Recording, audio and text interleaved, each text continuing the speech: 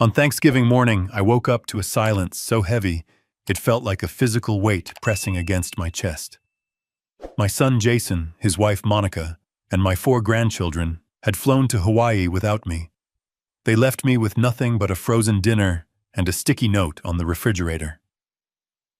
I did not cry. I did not call them to beg for an explanation.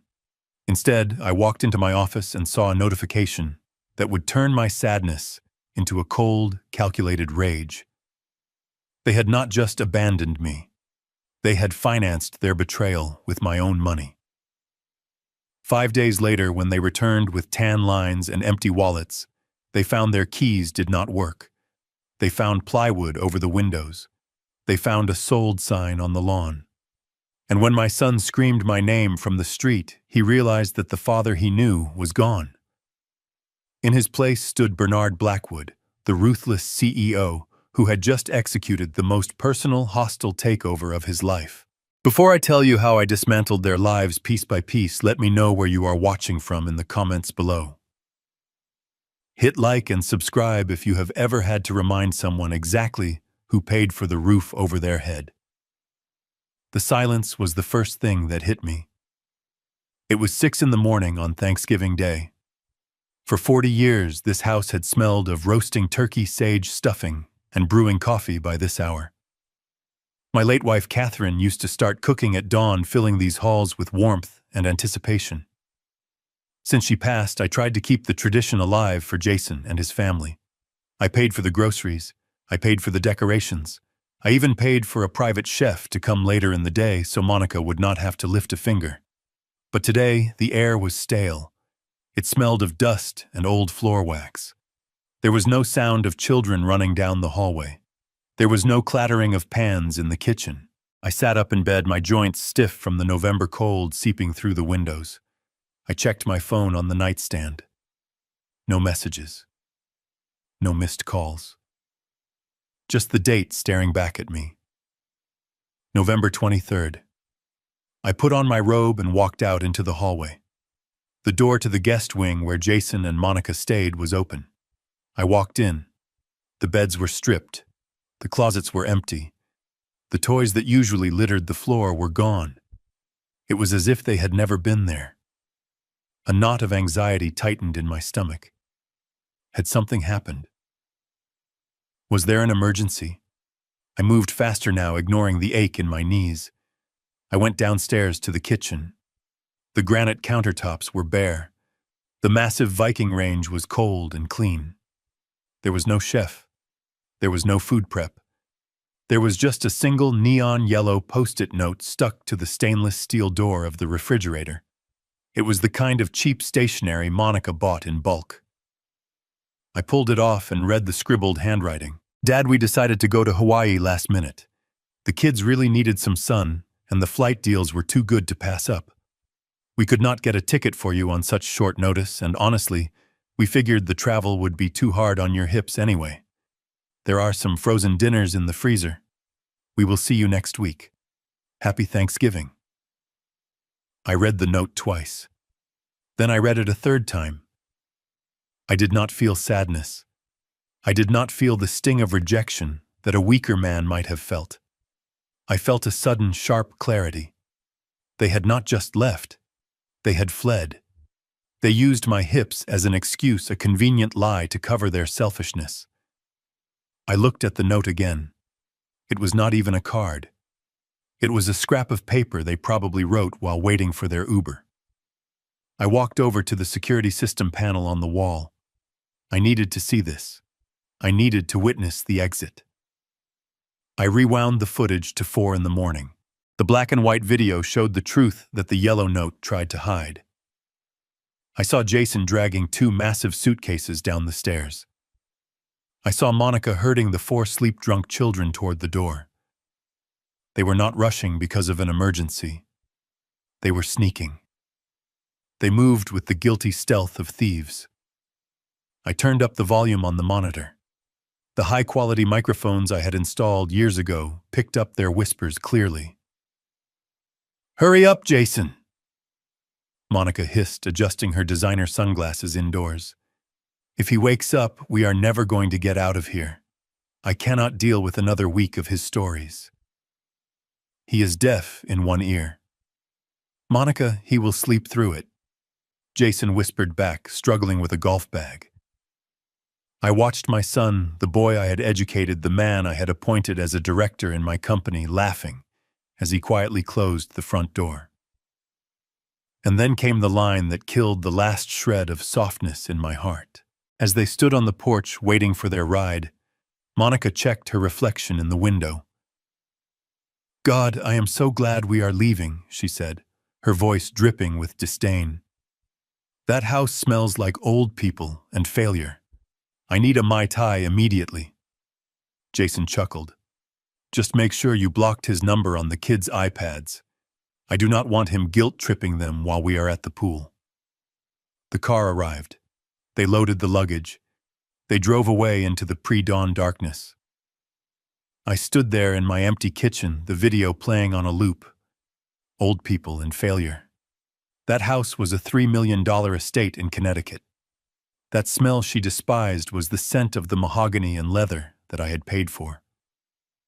I looked at the freezer. I opened it. Inside was a single box of frozen lasagna covered in frost. That was my Thanksgiving feast. That was the value they placed on me. I walked into my study, my sanctuary. I sat behind the heavy oak desk that had served as my command center for 3 decades of corporate warfare. I was Bernard Blackwood. I had built a logistics empire from a single truck. I had negotiated with union leaders, hostile boards, and federal regulators. I had destroyed competitors who tried to undercut me. And yet, I had allowed my own son to treat me like a senile dependent. I opened my laptop. I needed to check the accounts. If they had booked a last-minute trip to Hawaii for 6 people during Thanksgiving week, it would have cost a fortune. Jason constantly complained about his salary. Monica constantly complained about the cost of private school. Where did the money come from? I logged into my primary banking portal. Everything looked normal in the checking accounts. Then I clicked on the credit card tab. I had a specific card, a black Amex, that I kept for catastrophic emergencies. It was hidden in the safe in the library. The code was supposed to be known only to me. I saw the pending transaction at the top of the list. It was time-stamped 5 hours ago. 4 Seasons Resort, Maui, at Wailea. Amount $45,000. I stared at the number. $45,000. They had not just booked a room. They had booked a suite. They had booked the penthouse. They had likely prepaid for spa treatments, private dinners, and cabanas. They had stolen my emergency card, the one reserved for life-or-death situations, and used it to finance their escape from me. I felt a coldness spread from my chest to my fingertips. This was not just a lack of love. This was a felony. This was grand larceny committed by the people who shared my last name. I closed my eyes and took a deep breath. The image of Jason struggling with the golf bag played in my mind. He had looked so happy. He had looked so relieved to be stealing from his father. I did not scream. I did not throw the laptop across the room. I was a businessman, and I was looking at a bad investment. For 42 years, I had invested in Jason. Private schools, tutors, Ivy League tuition, a down payment on his first house, a job he was barely qualified for. I had poured millions into him, hoping for a return in the form of character, integrity, and family loyalty. The return on investment was zero.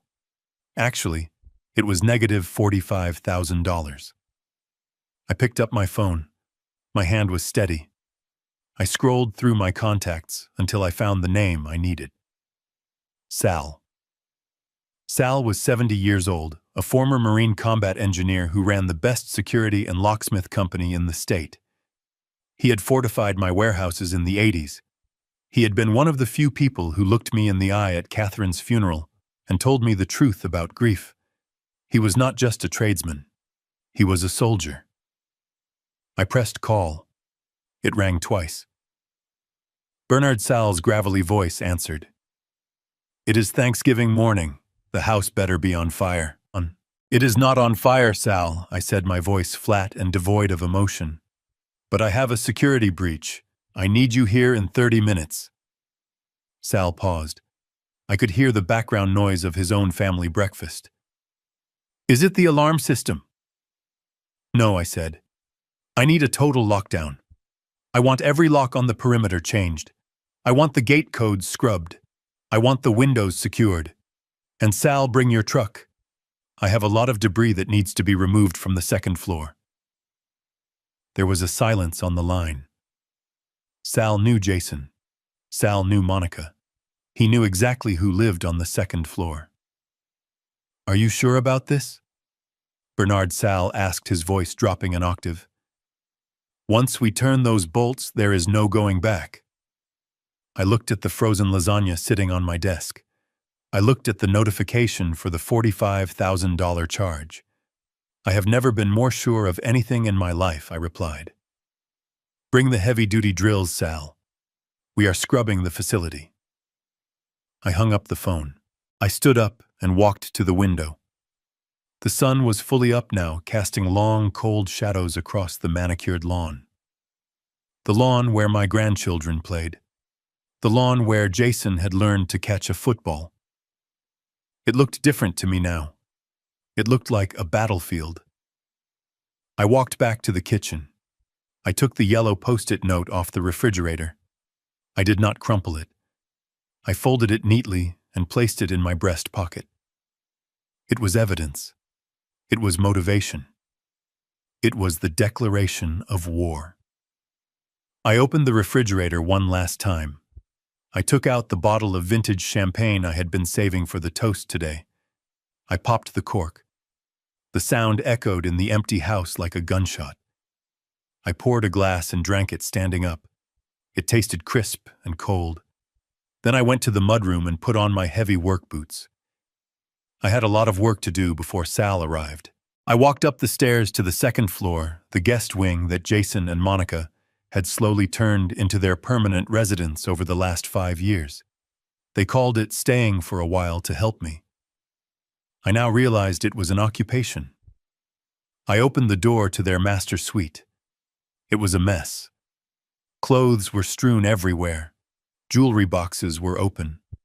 It smelled of Monica's expensive perfume and Jason's incompetence.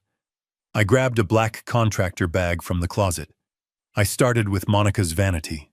I swept her creams, her lotions, her hundreds of dollars of makeup into the bag. I did not organize it. I did not check for breakables. I treated it exactly as she had treated my dignity. Like garbage. I moved to the closet. I pulled Jason's suits off the hangers. The suits I had bought him for his interviews. The suits he wore to the office where he did nothing but pretend to work. I stuffed them into the bags. I worked with a mechanical efficiency. Bag after bag filled up. I dragged them to the landing at the top of the stairs. By the time the doorbell rang, I had 12 bags lined up. I was sweating. My heart rate was elevated, but not from stress, from adrenaline. I felt stronger than I had in years. I opened the front door. Sal stood there holding a cordless drill like a weapon. He looked at me, then he looked past me at the pile of black bags at the top of the stairs. He did not ask any questions. He simply nodded. "Where do you want to start?" Sal asked. "Start with the front door," I said. "I want a biometric lock. Fingerprint only. My fingerprint only. And Sal, disable the keypad. I do not want them guessing the code." Sal got to work. The sound of the drill biting into the wood was the most satisfying sound I had heard all morning. It was the sound of boundaries being drawn. It was the sound of authority being reclaimed. While Sal worked on the doors, I went back to the second floor. I had cleared the surfaces, but now I needed to check the hiding spots. Monica was a hoarder of secrets. I knelt down by the bed and lifted the dust ruffle. There were shoe boxes stacked underneath. I pulled one out. It felt heavy. I opened the lid. It was not shoes. It was paper. Stacks of paper. I pulled out the top sheet. It was a pawn shop receipt. Dated 3 months ago. Item description: diamond tennis bracelet, 3 carats. My breath hitched. That was Catherine's bracelet. I had given it to Monica on her wedding day, a gesture of welcoming her into the family. She had pawned it. I dug deeper. Another receipt. Item description: vintage Rolex men's gold. That was my retirement watch. The one I thought I had lost 2 years ago. I had torn the house apart looking for it. Jason had helped me look. He had patted my back and said, "You probably left it at the club, Dad. Your memory isn't what it used to be." He had lied to my face while the pawn ticket was sitting under his bed. I found a third receipt. Item description: silver flatware set service for 12. Catherine's grandmother's silver. The silver we used for Christmas dinner. Gone. I sat on the floor surrounded by the evidence of their looting. They had not just been using my credit cards. They had been selling my history. They had been dismantling my legacy piece by piece, turning heirlooms into cash to fund their lifestyle. I felt a tear run down my cheek. It was hot and angry. I wiped it away furiously. This was not the time for grief. This was the time for liquidation. I stood up holding the box of receipts. I walked out to the landing where Sal was now changing the lock on the master suite door. "Sal," I said. My voice was low and dangerous. "Yeah, Bernard," he asked, not looking up from his work. "Change of plans," I said. "Do not just put the bags in the garage. Call your guys. Call the junk haulers. I want everything gone." "Everything?" Sal asked, pausing. "Everything," I confirmed. "The furniture, the clothes, the toys, the electronics. If it is in this wing, it goes. I want this floor bare down to the subfloor." Sal looked at me. He saw the box in my hands. He saw the look in my eyes. He understood. "Consider it done, boss," he said. I walked downstairs to my office. I placed the box of pawn receipts on my desk, next to the frozen lasagna. I took out my phone. It was time to make the first call. Not to Jason. Not yet. I called the fraud department of American Express. "Good morning, Mr. Blackwood," the representative answered. "Happy Thanksgiving. How can I help you?" "I need to report a theft," I said. "My emergency card has been stolen." "Oh, I am so sorry to hear that," the representative said. "We show a large transaction pending in Maui." "Was that you?" "That was not me," I said. "That was unauthorized use. I want you to flag it as fraud. I want you to cancel the card immediately. And I want you to contact the resort and inform them that the payment method is invalid and stolen." "Sir, if we do that, the hotel will likely lock the guests out of the room and involve the police," the representative warned. "It could be a very difficult situation for whoever is using the card." I looked at the pawn receipt for my wife's bracelet. I thought about Monica's voice calling my home a place of failure. "That is exactly what I am counting on," I said. "Do it." I hung up the phone. The first domino had been pushed. Now I just had to wait for the crash. I sat there in the silence of my study, the only sound the distant whirring of Sal's drill upstairs. I pulled the yellow post-it note from my pocket and smoothed it out on the desk. "Happy Thanksgiving," I whispered to the empty room. My phone rang. It was Jason. The caller ID showed a picture of him smiling at his college graduation, a picture I had taken with such pride. I stared at it. The face was the same, but the person I thought I knew was a stranger. I let it ring 3 times. I wanted him to sweat. I wanted him to wonder why his old senile father wasn't picking up immediately. I swiped the green button and put the phone to my ear. I said nothing. I just listened to the background noise of the airport wind and the tropical announcements. Dad Jason's voice came through breezy and fake. "Hey, did you get our note? I tried to call earlier, but the signal was bad. We just landed. It is paradise here." I leaned back in my leather chair. I looked at the ceiling. I got the note. "Jason," I said. My voice was calm, terrifyingly calm. Frozen lasagna. Very thoughtful. "Yeah, sorry about that." Jason laughed, a nervous, dismissive sound. It was just such a spur-of-the-moment thing. Monica needed a break. "You know how stressed she gets." "I know," I said. "It must be very stressful pawning your mother-in-law's jewelry. That kind of work takes a toll on a person." The silence on the other end of the line was absolute. The airport noise seemed to fade away. What Jason stammered. "What did you say? I found the box, Jason," I said. "Under the bed. The bracelet. My Rolex. The silver.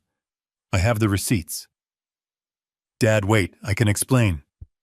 Jason's voice pitched up, panic setting in. "We didn't sell them. We borrowed against them.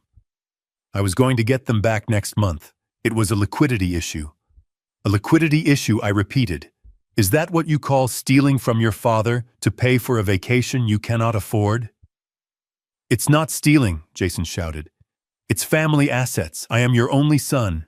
It's all going to be mine eventually anyway." And there it was. The truth. He didn't see me as a person. He saw me as a bank account with a pulse. A waiting room for his inheritance. "Not anymore," I said. "Dad, listen to me," Jason pleaded. "We can talk about this when I get back. We just landed. The kids are excited. Let's just have a nice week," and I cut him off. "There is no nice week, Jason. I just got off the phone with American Express. I reported the card as stolen." What Jason screamed. "Dad, no. We used that card for the hotel. We used it for everything. If you cancel it, they'll decline us at check-in." "I know," I said. "I hope you brought cash." "Dad, you can't do this. We don't have any other cards with that limit. We are in Hawaii. We have the kids." "You should have thought about that before you stole $45,000 from me," I said. "You should have thought about that before you called my house a place of failure." "You heard that," Jason whispered. "I heard everything I said. Enjoy the frozen lasagna, son." I hung up the phone. I didn't just press the red button. I turned the phone completely off.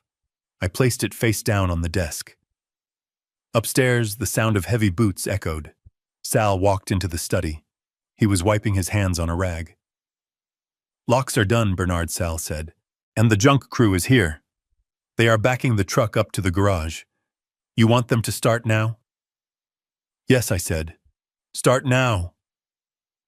Sal nodded and turned to leave, but he stopped at the door. "You okay, Bernard?" he asked softly. I looked at the pawn receipts. I looked at the black screen of my phone. "I am fine, Sal," I said. "I am just cleaning house." Sal left. I heard the truck beep as it reversed. I heard the heavy thud of the front door closing a door that now required my fingerprint to open. I stood up and walked to the wall safe hidden behind the portrait of Catherine. I spun the dial. I opened the heavy steel door. Inside were the deeds, the trust documents, and the corporate charters. I pulled out the blue folder marked the Catherine Blackwood Trust. This was the nuclear option. This was the document I had hoped never to use. The house did not belong to me. It did not belong to Jason. It belonged to the trust Catherine had set up before she died. She had been worried about Jason's lack of ambition. She had insisted on a clause, Clause 12. If the beneficiary demonstrates gross negligence, moral turpitude, or hostility toward the trustee shall have the power to liquidate the assets and redirect the proceeds to a charitable organization of their choice. I was the trustee. Jason was the beneficiary, and he had just demonstrated all three conditions in a single morning. I took the folder to my desk. I picked up my landline, the old heavy receiver feeling solid in my hand.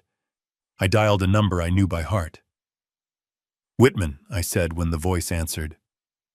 "Bernard, it's Thanksgiving. Are you calling to wish me well?" Mr. Whitman asked. He was my corporate attorney and my oldest friend. "No," I said. "I am calling to activate Clause 12. There was a long pause. Whitman knew what that meant. "Are you sure?" Whitman asked. "That is the scorched earth protocol, Bernard. That means selling the house. That means cutting Jason off completely." "I am sure," I said. "I want the house listed, not on the market. Call the investors. Call the 'we buy ugly houses' people. Call the cash buyers. I want it sold in 48 hours." "Bernard, you will get pennies on the dollar if you sell that fast," Whitman warned. "That estate is worth $1.5 million.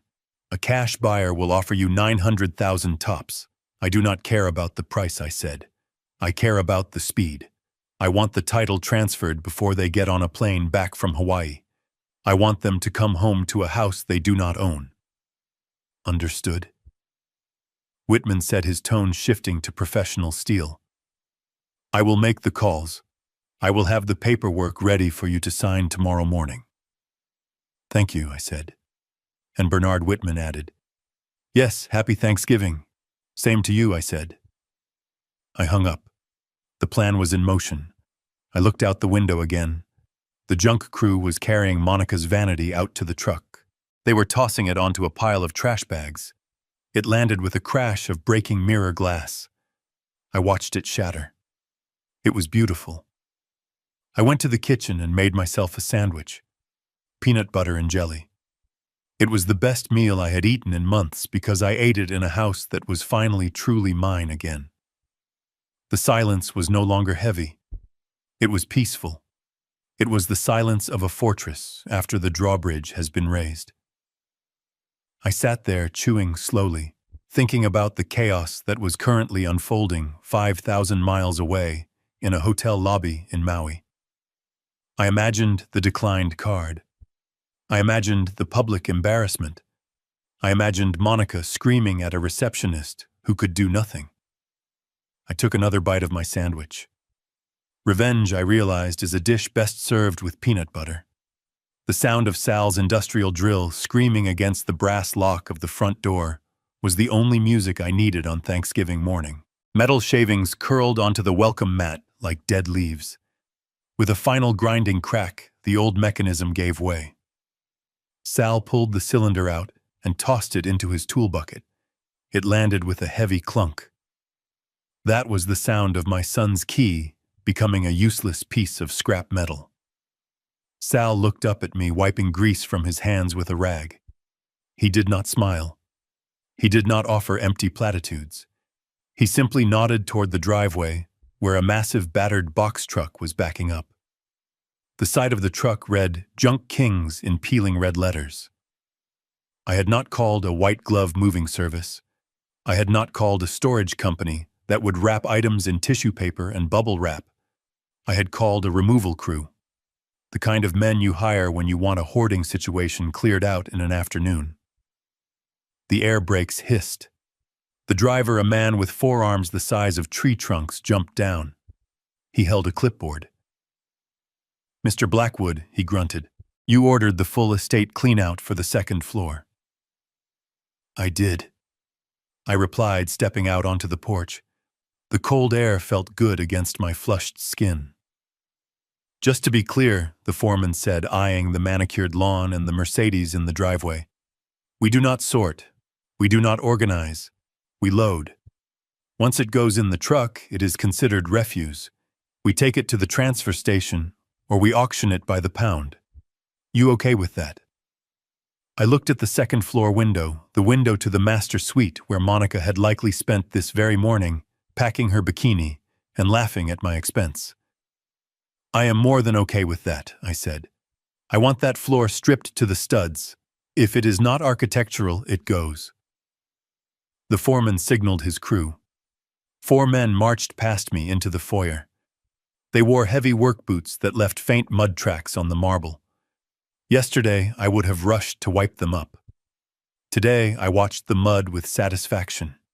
It was a sign of industry. It was a sign of change. I followed them upstairs. I wanted to watch. I needed to witness the dismantling of the shrine my son and his wife had built to themselves.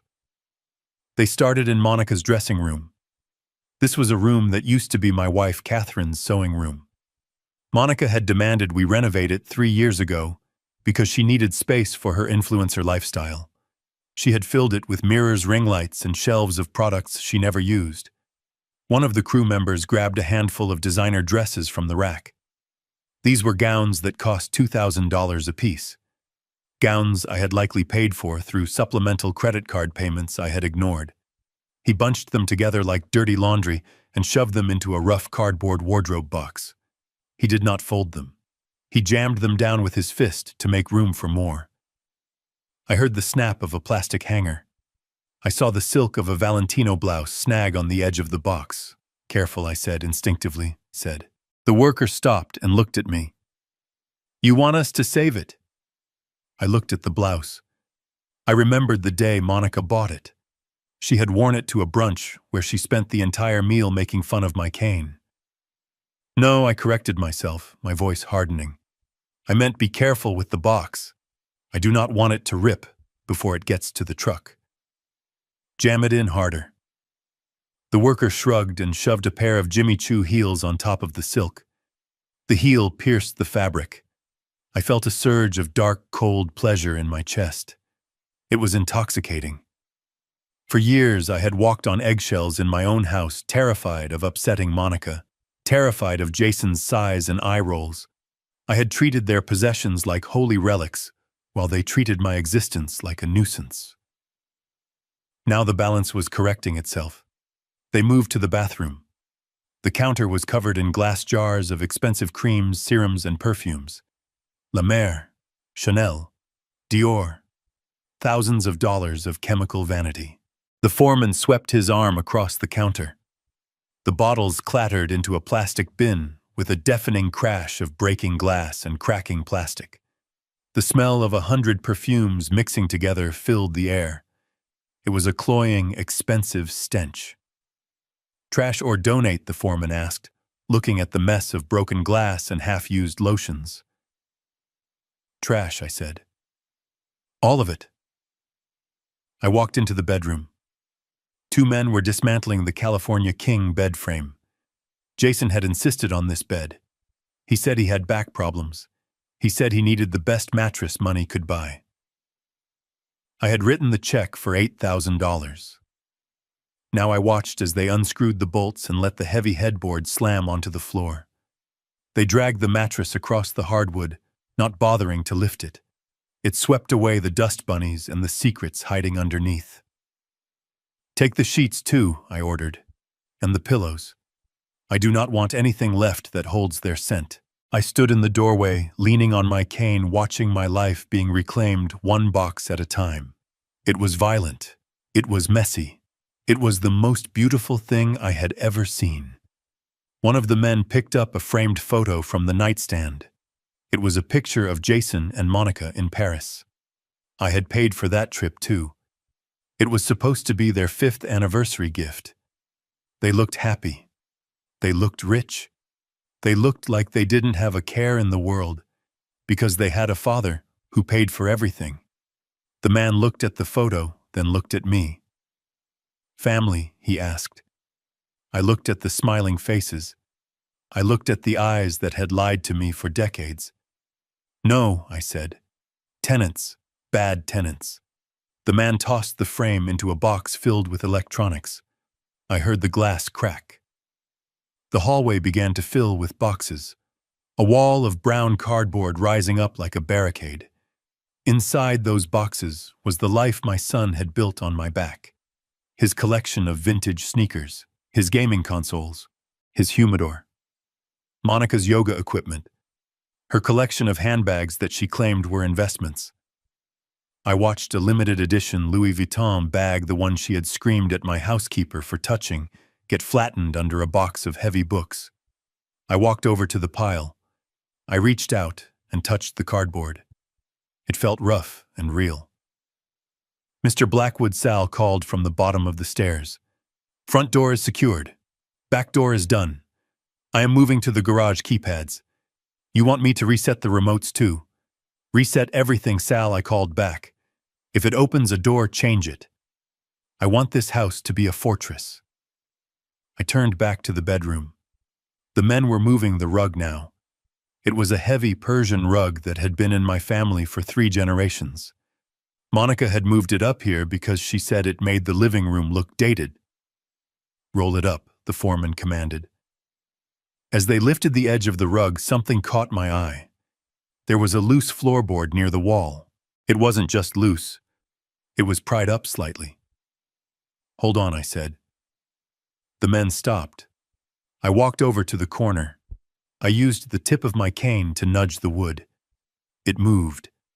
It was a hiding spot. "Move the rug," I ordered. They dragged the heavy wool carpet away. I knelt down, my knees popping in the silence. I pried the board up with my fingers. Beneath the floor, tucked into the insulation, was a shoebox. A plain orange Nike shoebox. I pulled it out. It was heavy. It rattled. The foreman looked at me. "You want that in the truck, too?" I sat back on my heels, the box on my lap. I had a feeling in my gut. A cold, sinking feeling that told me I had only scratched the surface of their betrayal. "Not yet," I said softly. "Leave this with me." I stood up, clutching the box to my chest. The room was almost empty now. The echoes were returning, but they were my echoes. "Finish up here," I told the crew. "I want the walls bare. I want the closets empty. When you are done, sweep the floors. I do not want to see a single bobby pin left behind." I walked out of the room and headed downstairs to my study. The box felt like a bomb in my hands. I placed it on my desk next to the pawn receipts I had found earlier. I took a deep breath. The house vibrated with the heavy footsteps of the men upstairs, the thud of boxes being loaded onto the truck, the sound of my son's life being hauled away to the dump. I sat down and put my hand on the lid of the orange box. I knew that whatever was inside would hurt. I knew it would justify everything I had done and everything I was about to do. I lifted the lid, and the air left the room. Inside the orange Nike shoebox, there were no sneakers. There was no cash. There was only paper. A chaotic, crumpled nest of thermal receipts and carbon copy slips, some yellowing with age, others crisp and white, dating back only a few days. My hands trembled as I reached in. The texture of the cheap paper felt abrasive against my fingertips. I pulled out the stack. It was thick, perhaps 50 or 60 individual slips held together by a rubber band. I snapped the band. It broke dry and brittle, stinging my thumb. The papers spilled across the mahogany desk, a landslide of evidence. I picked up the first one. It was from a place called Quick Cash Pawn and Loan in the city, dated November 20th, 3 days ago. Item description: vintage platinum brooch, diamond and sapphire Art Deco. Loan amount $1,200. The air left my lungs. I knew that brooch. I knew it intimately. I had bought it for Catherine in London for our 30th anniversary. It was one of the first truly expensive pieces I could afford after the company went public. I remembered the way her eyes had filled with tears when I pinned it to her dress. I remembered her wearing it to the opera, her hand resting on it, as if checking it was still there. She called it her blue star. It was worth $15,000, and Monica had pawned it for $1,200. $1,200. That was probably the cost of the first-class upgrade they had purchased for the flight to Maui. I felt a wave of nausea roll over me. I swallowed hard, forcing the bile down. I picked up another receipt. Item description: South Sea pearl necklace. 18mm strand. Loan amount $800. Catherine's pearls. The ones she wore to Jason's graduation. The ones she wore in our last family portrait before the cancer took her. She had left them to Monica in her will, with a handwritten note that said, "Wear these when you need to feel strong." Monica had not worn them. She had sold them to a strip mall pawnbroker to pay for what, a spa treatment. A new handbag. The disrespect was so profound, so absolute, that it felt like a physical assault. It wasn't just theft. It was desecration. They hadn't just stolen from me. They had exhumed my wife and stripped her corpse for pocket change. I began to sort through the pile, my movements frantic. I needed to know the extent of the damage. I needed to know how much of my life was currently sitting in a dusty safe in a bad part of town. Receipt after receipt. The ruby earrings I gave Catherine when Jason was born. Gone. The gold charm bracelet she had built over 40 years, adding a charm for every major life event. Gone. The antique locket that held a picture of her mother. Gone. Then I found the one that broke me.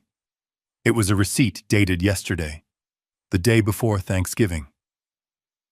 Item description: men's gold wedding band inscribed Forever C&B.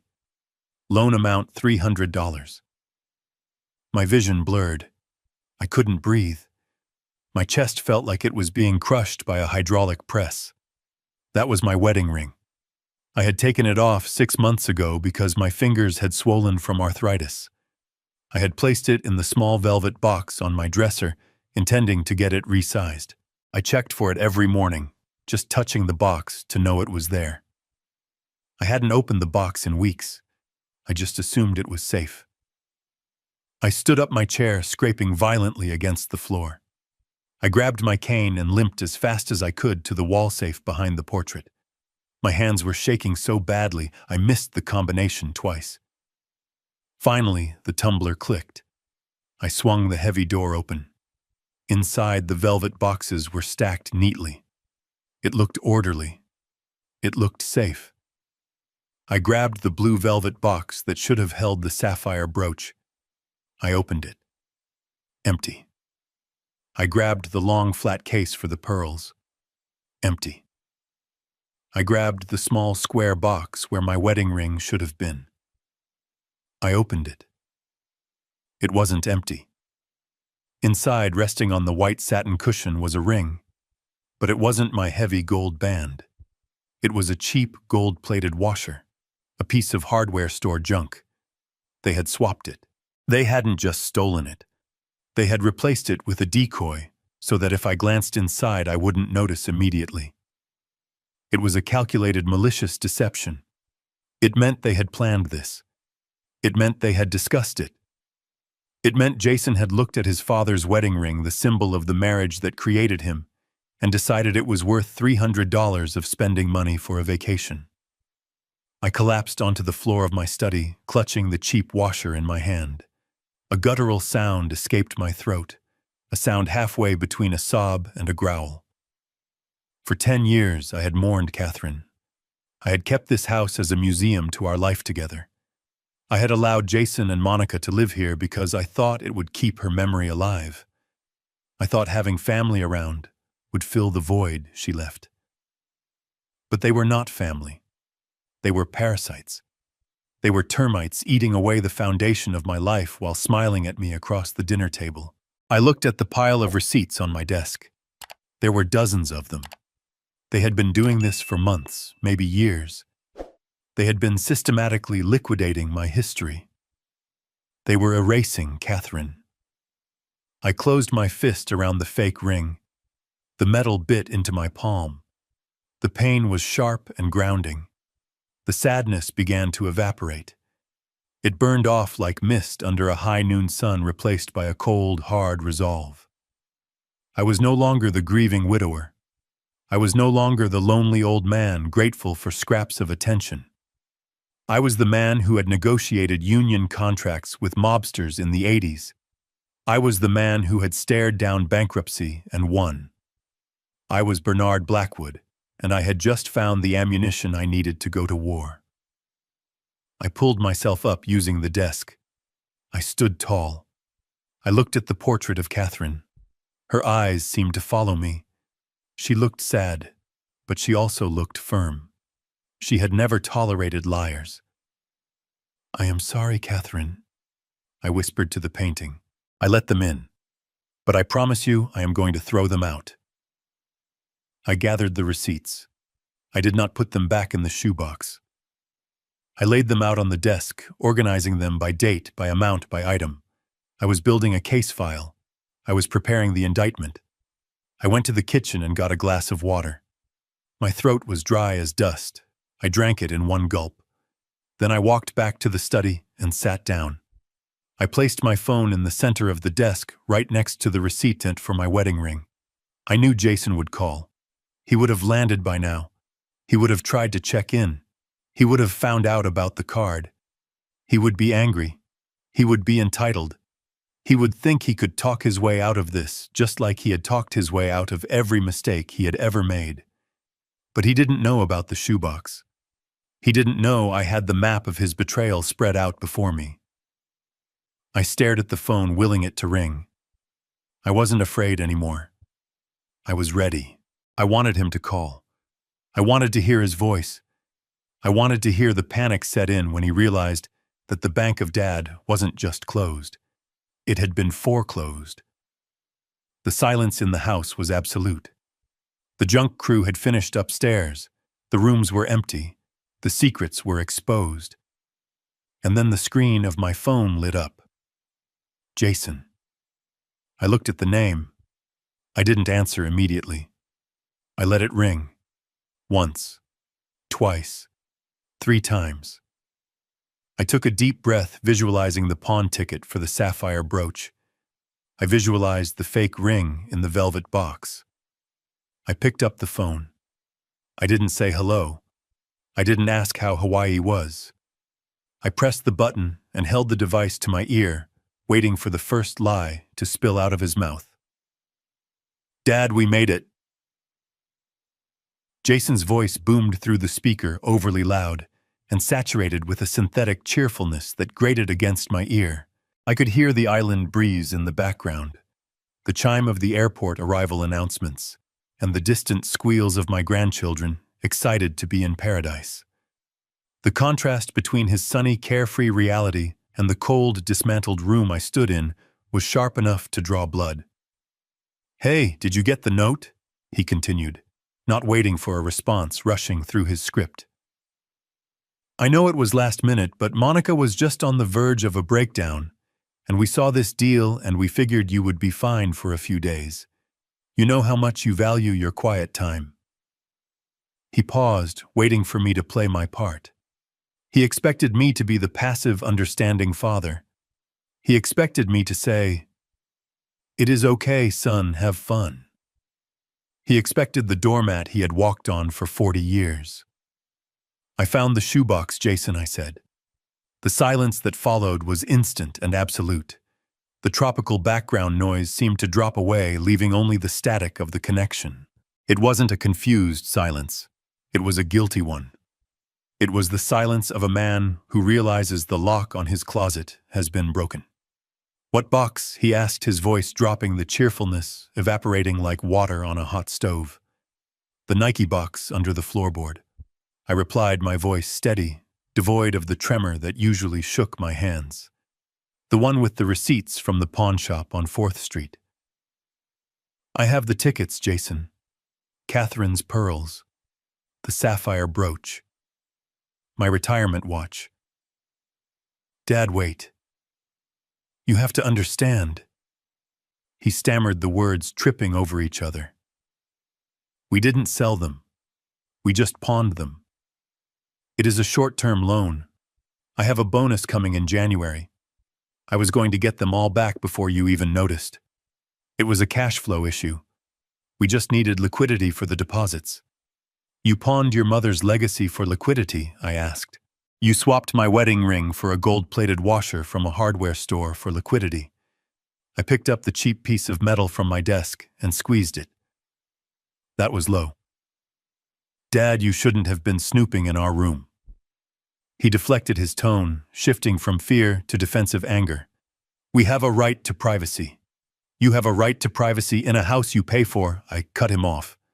You do not have a right to turn my home into a fencing operation. Look, we can talk about this when I get back. Jason said, his voice tight.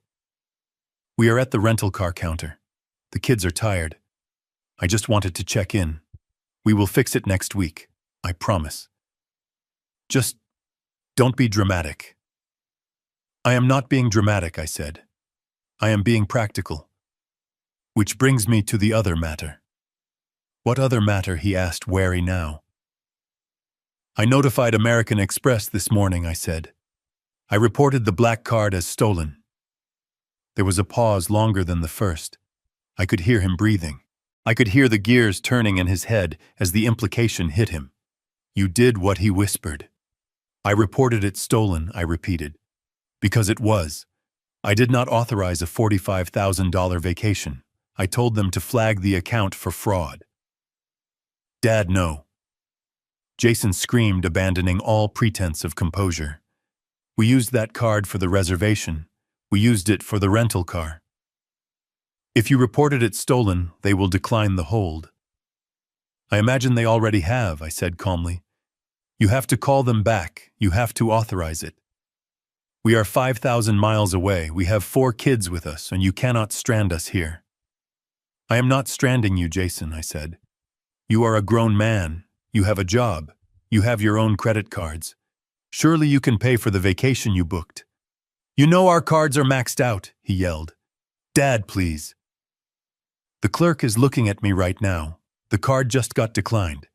They are asking for another form of payment. Fix this. I looked at the empty spaces on my walls, where the pictures of my son used to hang. I looked at the boxes of his belongings that were currently being driven to the dump. I cannot fix it, I said. I am just a senile old man, remember? I am just a burden. You should probably use your own liquidity. Dad, don't you hang up, do not. I pulled the phone away from my ear. His voice was tinny and small, a mosquito buzzing against a screen. I pressed the red button. The connection severed. I didn't just hang up. I powered the phone down completely. I watched the screen go black, extinguishing his panic, his entitlement, and his voice. For the first time in my life, I did not feel the urge to save him. I did not feel the pull of the checkbook. I felt a strange, cold sense of balance. He had stolen my past to pay for his present. I had just canceled his future. I did not need to be in Hawaii to witness the destruction of my son's vacation. I watched it unfold from the comfort of my leather armchair in Connecticut, illuminated by the soft blue glow of my laptop screen. It played out in a cascade of digital notifications, a symphony of red alerts that told a story more vivid than any video feed. The first notification arrived at 2 p.m. Eastern Standard Time, which meant it was just before check-in at the Four Seasons in Maui. It was an automated email from the fraud department of American Express. It was brief, professional, and devastating. It read simply, Merchant Four Seasons, Wailea. Transaction type attempted charge. Amount $45,000. Status declined. Code 10. Code 10. In the banking world, that is the code for a stolen card. It is the code that tells the merchant do not return the card to the customer. It tells them to call security. It tells them that the person standing at the counter is a thief. I took a sip of my coffee and imagined the scene. I closed my eyes, and I could see it perfectly. I could see Jason standing in the open-air lobby, the humid tropical breeze ruffling his hair, a lei of purple orchids around his neck, feeling like a king. I could see Monica behind him, already posting a selfie to Instagram captioning it, Paradise Found, oblivious to the fact that they were about to be evicted from Eden before they even took a bite of the apple. My phone, which I had turned back on but set to silent, began to vibrate against the mahogany desk. It buzzed once, then again. Then it began a continuous angry dance across the wood. The screen lit up with Jason's name. I let it go to voicemail. I watched the transcription feature on my screen convert his panic into text in real time. The first message appeared. Dad, pick up. The card isn't working. The guy is looking at me weird. Just call the bank and tell them it's fine. Dad, please. The desperation was palpable even in text format. He was still in the denial phase. He still thought this was a clerical error, a glitch in the system that his powerful father could fix with the snap of his fingers. He did not realize that I was the one who had built the wall he was crashing into. 5 minutes later, a second voicemail appeared. The transcription was disjointed, broken by background noise. I hit play to listen to the audio. I heard the distinct, polite but firm voice of a hotel manager in the background saying, "Sir, I need you to lower your voice or I will have to ask you to leave the property." Then Jason's voice, high-pitched and cracking. "My dad is the primary account holder. Just call him." Then a scuffling sound. Then Monica's voice, shrill and piercing, cutting through the static. "Give me the phone, Jason," she screamed into the receiver. "Bernard, you old bat, what did you do?" They took the card. The security guard took the black card. He cut it in half right in front of the kids. "Everyone is staring at us. Fix this right now or I swear to God you will never see these children again." I deleted the voicemail without finishing it. I did not need to hear her threats. I had heard them for 10 years. They had lost their power the moment I saw the pawn ticket for Catherine's pearls. The image of the cut credit card brought a dry smile to my lips. The black Amex was made of titanium. You cannot cut it with scissors. The security guard likely had to use heavy-duty shears behind the desk. The physical effort required to destroy my son's status symbol must have been humiliating to watch. The digital trail continued.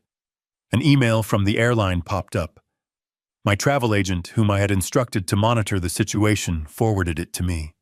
It was a cancellation notice for their return flights. I hadn't canceled them, but the airline had auto-canceled the itinerary because the card on file, the same stolen card, had been flagged for fraud across the entire network. They were stranded. They were 5,000 miles from home, with no return ticket and no way to pay for one. Then came the texts from the grandchildren's iPads. These were the hardest to see, but I reminded myself that this lesson was necessary. My grandson Leo, 12 years old, and already mimicking his mother's materialism, sent a string of angry emojis. "Grandpa, why are we sitting on the curb? Mom is crying. Dad is yelling at a taxi driver. This sucks." I felt a twinge of guilt, a small phantom pain in my chest, but I suppressed it. I was not the one sitting on the curb. I was not the one who had booked a $45,000 vacation with stolen money. Jason and Monica had put them on that curb. I was merely refusing to pave the street with gold any longer. I watched the financial app on my phone as Jason tried his other cards. It was like watching a man trying to shoot a gun with no bullets. A notification from Visa declined. Over limit. A notification from MasterCard declined. Insufficient funds. A notification from a debit card linked to a joint account I used to subsidize declined. Account frozen. He was running through his entire wallet, swiping card after card at the rental car counter, the taxi stand, perhaps even the hotel bar, in a desperate attempt to buy a bottle of water. Each decline was a hammer blow to his ego. Each beep of the terminal was a reminder that without me, he was financially insolvent. An hour later, the tone of the messages changed. The anger had burned out, replaced by the cold reality of their situation. Jason sent a text. It was not a demand. It was a surrender. "Dad, we have $300 in cash. That is it. The hotel won't let us stay. They threatened to call the police because of the attempted fraud. We are at a Motel 6 near the airport. It is 90 degrees. The AC is broken. The kids are hungry. Please, just transfer $500, just for food." I looked at the text. A Motel 6 near the airport. I knew the area. It was industrial, loud, and far from the beaches. It was a place for flight crews on layovers and people who had made bad life choices. It was fitting. They had traded the Four Seasons for a room that smelled of stale smoke and industrial cleaner. They had traded ocean views for a view of the runway tarmac. I typed a reply. My fingers moved slowly over the keys. I wanted to be precise. I wanted there to be no ambiguity. "You have $300, I wrote. That is enough for peanut butter and jelly. It is what I am having for Thanksgiving dinner. It builds character." Do not contact me again until you have returned my property. I hit send. Then I blocked the number. I blocked Monica's number. I blocked the kids' iPads. I severed the digital umbilical cord. The sun began to set outside my window, casting long shadows across the room where the boxes of their belongings sat waiting for the truck. I imagined them in that cramped motel room, 2 double beds for 6 people. The noise of jets taking off rattling the windows. The realization sinking in that the vacation was over before it began. They were stuck in paradise, but they were in purgatory. I walked to the kitchen to make another sandwich. As I spread the jelly, I thought about the $300 Jason had left. That was exactly the amount he had received for pawning my wedding ring. There was a poetic justice in that. He was now living on the exact value he had placed on my marriage. He would have to stretch those $300 for 5 days. He would have to count every penny. He would have to say no to his children when they asked for ice cream.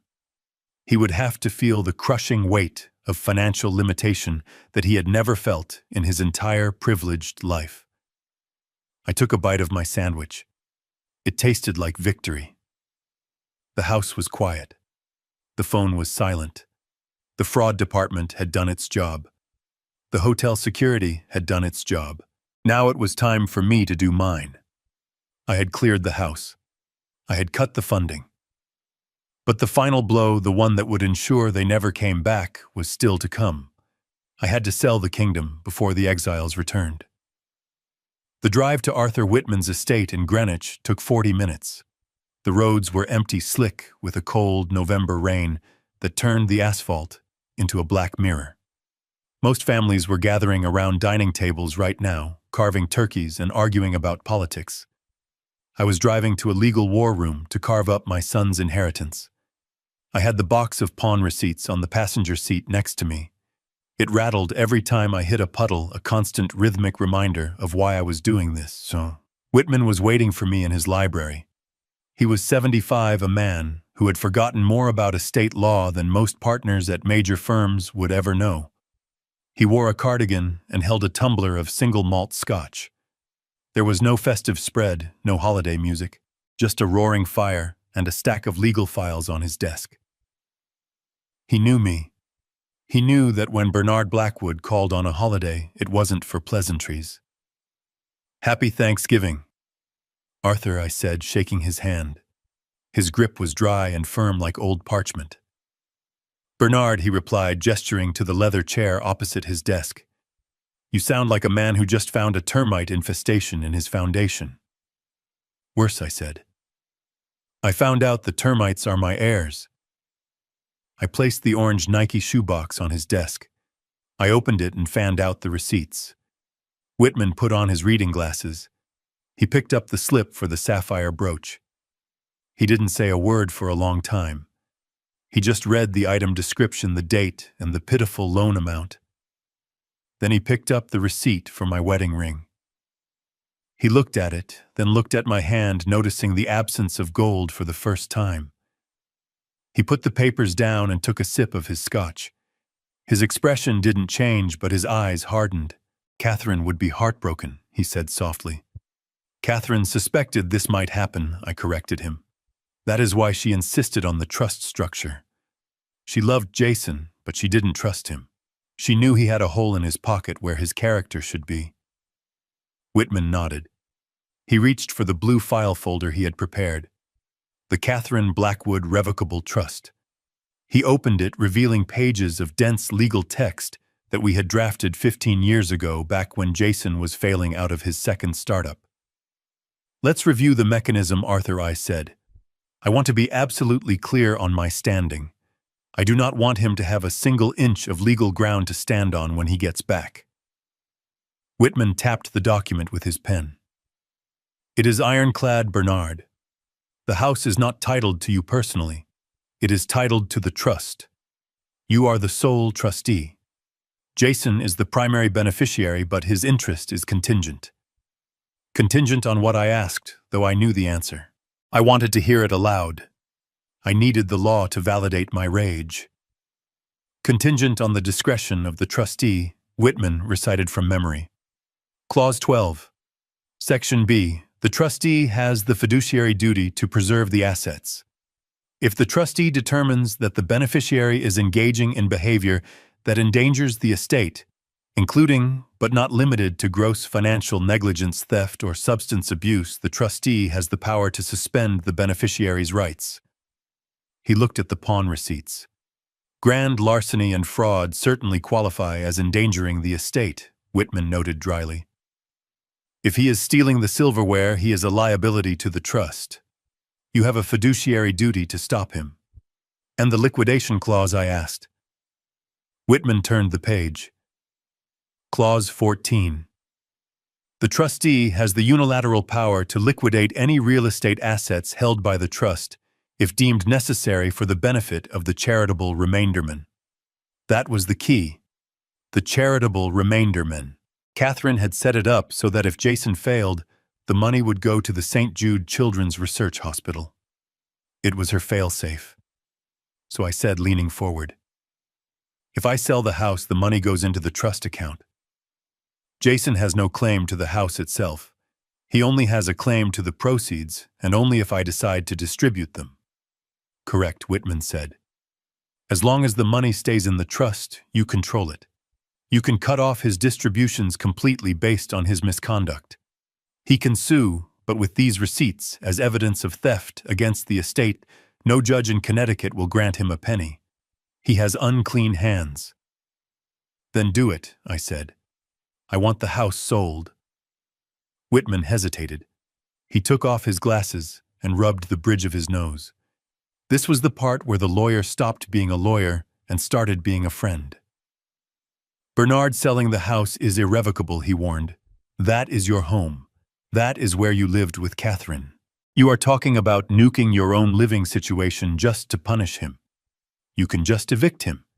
You don't have to sell the property. I shook my head. Eviction takes months, Arthur. You know that. In this state, he could drag it out for 6 months claiming hardship, claiming he has nowhere to go with 4 kids. He would squat in my house eating my food while suing me. I cannot live with him under my roof for another day. I cannot look at him without seeing a thief. But to sell it in 5 days, Whitman asked, you will have to take a massive loss. I do not care about the loss, I said, my voice rising. I care about the erasure. I want him to come back to a house that legally does not exist for him anymore. I want the locks changed, the title transferred, and the ownership severed. I want him to stand on that sidewalk and realize that he has no home to break into. Whitman looked at me for a long moment. He saw the resolve in my face. He saw that I wasn't making a financial decision. I was making a survival decision. Okay, he said. We can do a cash deal. I know an investment group in Hartford. They buy distressed estates, flip them, or rent them out. They will close in 48 hours if the title is clean. But they will lowball you. They will offer $900,000 for a $1.5 million property. Take it, I said immediately. Call them. Tell them I will sign the papers tomorrow morning. Tell them I want a leaseback agreement for myself for 30 days so I can move my things out, but the title transfers immediately. Wait, Whitman paused. You want to stay there for 30 days? I said. I am moving to a hotel, but I want legal possession for 30 days so I can control who enters the property. I do not want the new owners changing the locks until Jason has had his moment on the sidewalk. I want to be the one who denies him entry. Whitman let out a low whistle. That is cold, Bernard. That is absolute zero. He stole my wedding ring, Arthur, I whispered. He stole Catherine's blue star. He left me alone on Thanksgiving with a frozen lasagna while he spent $45,000 of my money on a suite in Maui. Cold is the only temperature I have left. Whitman nodded slowly. He picked up his phone. I will call the investors, he said. I will draft the sale agreement.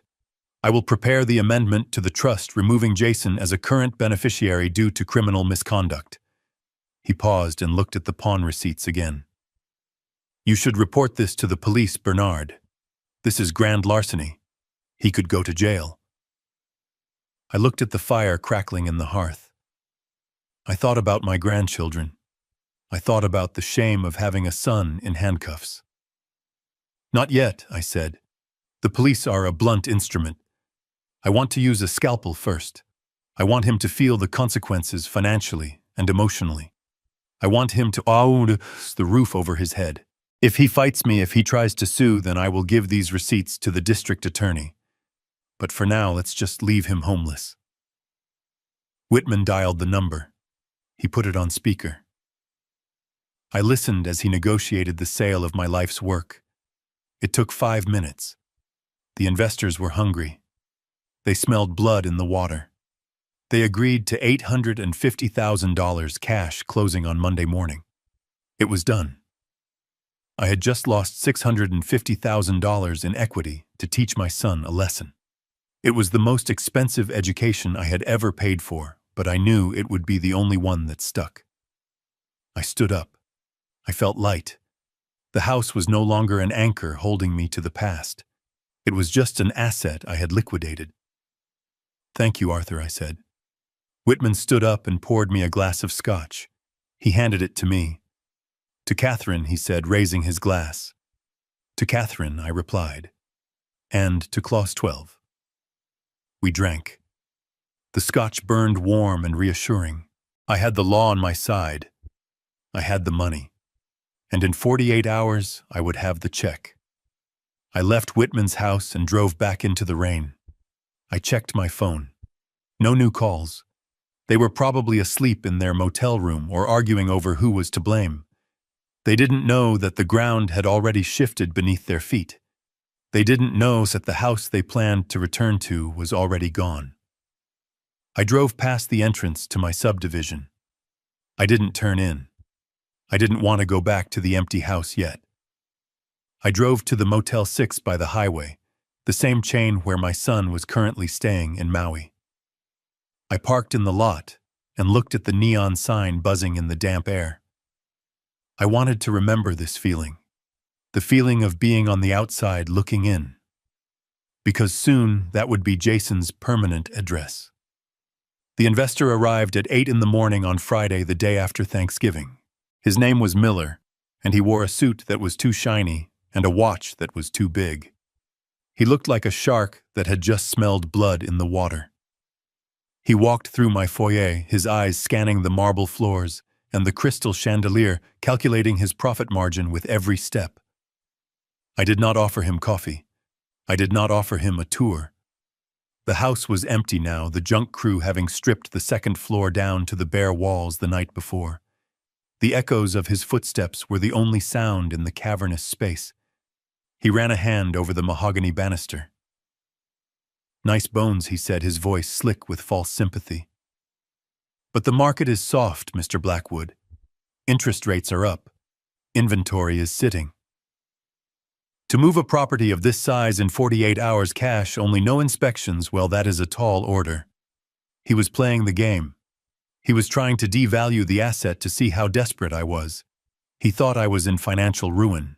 He thought I needed the money to pay off a gambling debt or a mistress. He had no idea that I was simply buying the most expensive eviction notice in history. Cut the theater, Miller, I said, leaning on my cane. This house appraises for $1.5 million. The roof is slate and less than 5 years old. The HVAC is industrial grade. You know exactly what this is worth. Give me the number. Miller stopped pacing. He looked at me, then he looked at the empty living room. $850,000, he said. Cash. Wire transfer hits your account Monday morning when the title clears. Closing costs on you. I did not flinch. $850,000. That was a loss of $650,000 in equity. That was enough money to put 4 grandchildren through college. That was enough money to buy a small island. He was robbing me blind, and he knew it. He waited for me to argue. He waited for me to counter at $1 million. He expected a negotiation. Done, I said. Miller blinked. He actually took a step back, surprised by the lack of resistance. Just like that, he asked, suspicion clouding his eyes. Why? What is wrong with the foundation? Is there mold behind the drywall? There is nothing wrong with the house, I said, my voice cold and flat. The structure is sound. The rot was in the occupants. I accept your offer on one condition. He narrowed his eyes. What condition? I want a 30-day lease back, I said. The title transfers Monday. The money transfers Monday. But I retain legal possession and the keys for 30 days. I want it in writing that no one enters this property without my express permission until that 30 days is up, especially not the previous occupants. Miller shrugged. A leaseback is standard. We can do that. But seriously, Mr. Blackwood, why are you torching $600,000 in equity just to close by Monday? I looked at the spot on the wall where the family portrait used to hang. I looked at the scratches on the floor where my son had dragged his golf clubs. I am not selling a house, Miller, I said. I am buying a lesson, and tuition is expensive. He pulled the contract out of his briefcase. It was a standard investor purchase agreement simplified for speed. I took his pen. I did not hesitate. I signed my name, Bernard Blackwood, on the line. The ink was black and permanent. With that signature, I had legally severed the last physical tie to my son. When he returned from Hawaii, he would not be coming home. He would be trespassing on corporate property. Miller countered, signed. He tore off the yellow copy and handed it to me. Pleasure doing business with you, he said, though he looked unsettled by the coldness of the transaction. I took the paper. It felt light. It felt like freedom. Monday morning, I said, do not be late with the wire. I walked him to the door and locked it behind him. The house was sold. The clock was ticking. Now I just had to wait for the plane to land. The flight from Honolulu to New York is 10 hours of confinement that can break even the strongest spirits. For my son and his family, it was a purgatory of economy seating crying children and the gnawing hunger of people who had spent their last dollars on a taxi to the airport. They landed at JFK in the gray pre-dawn light of a Tuesday morning. The weather had turned.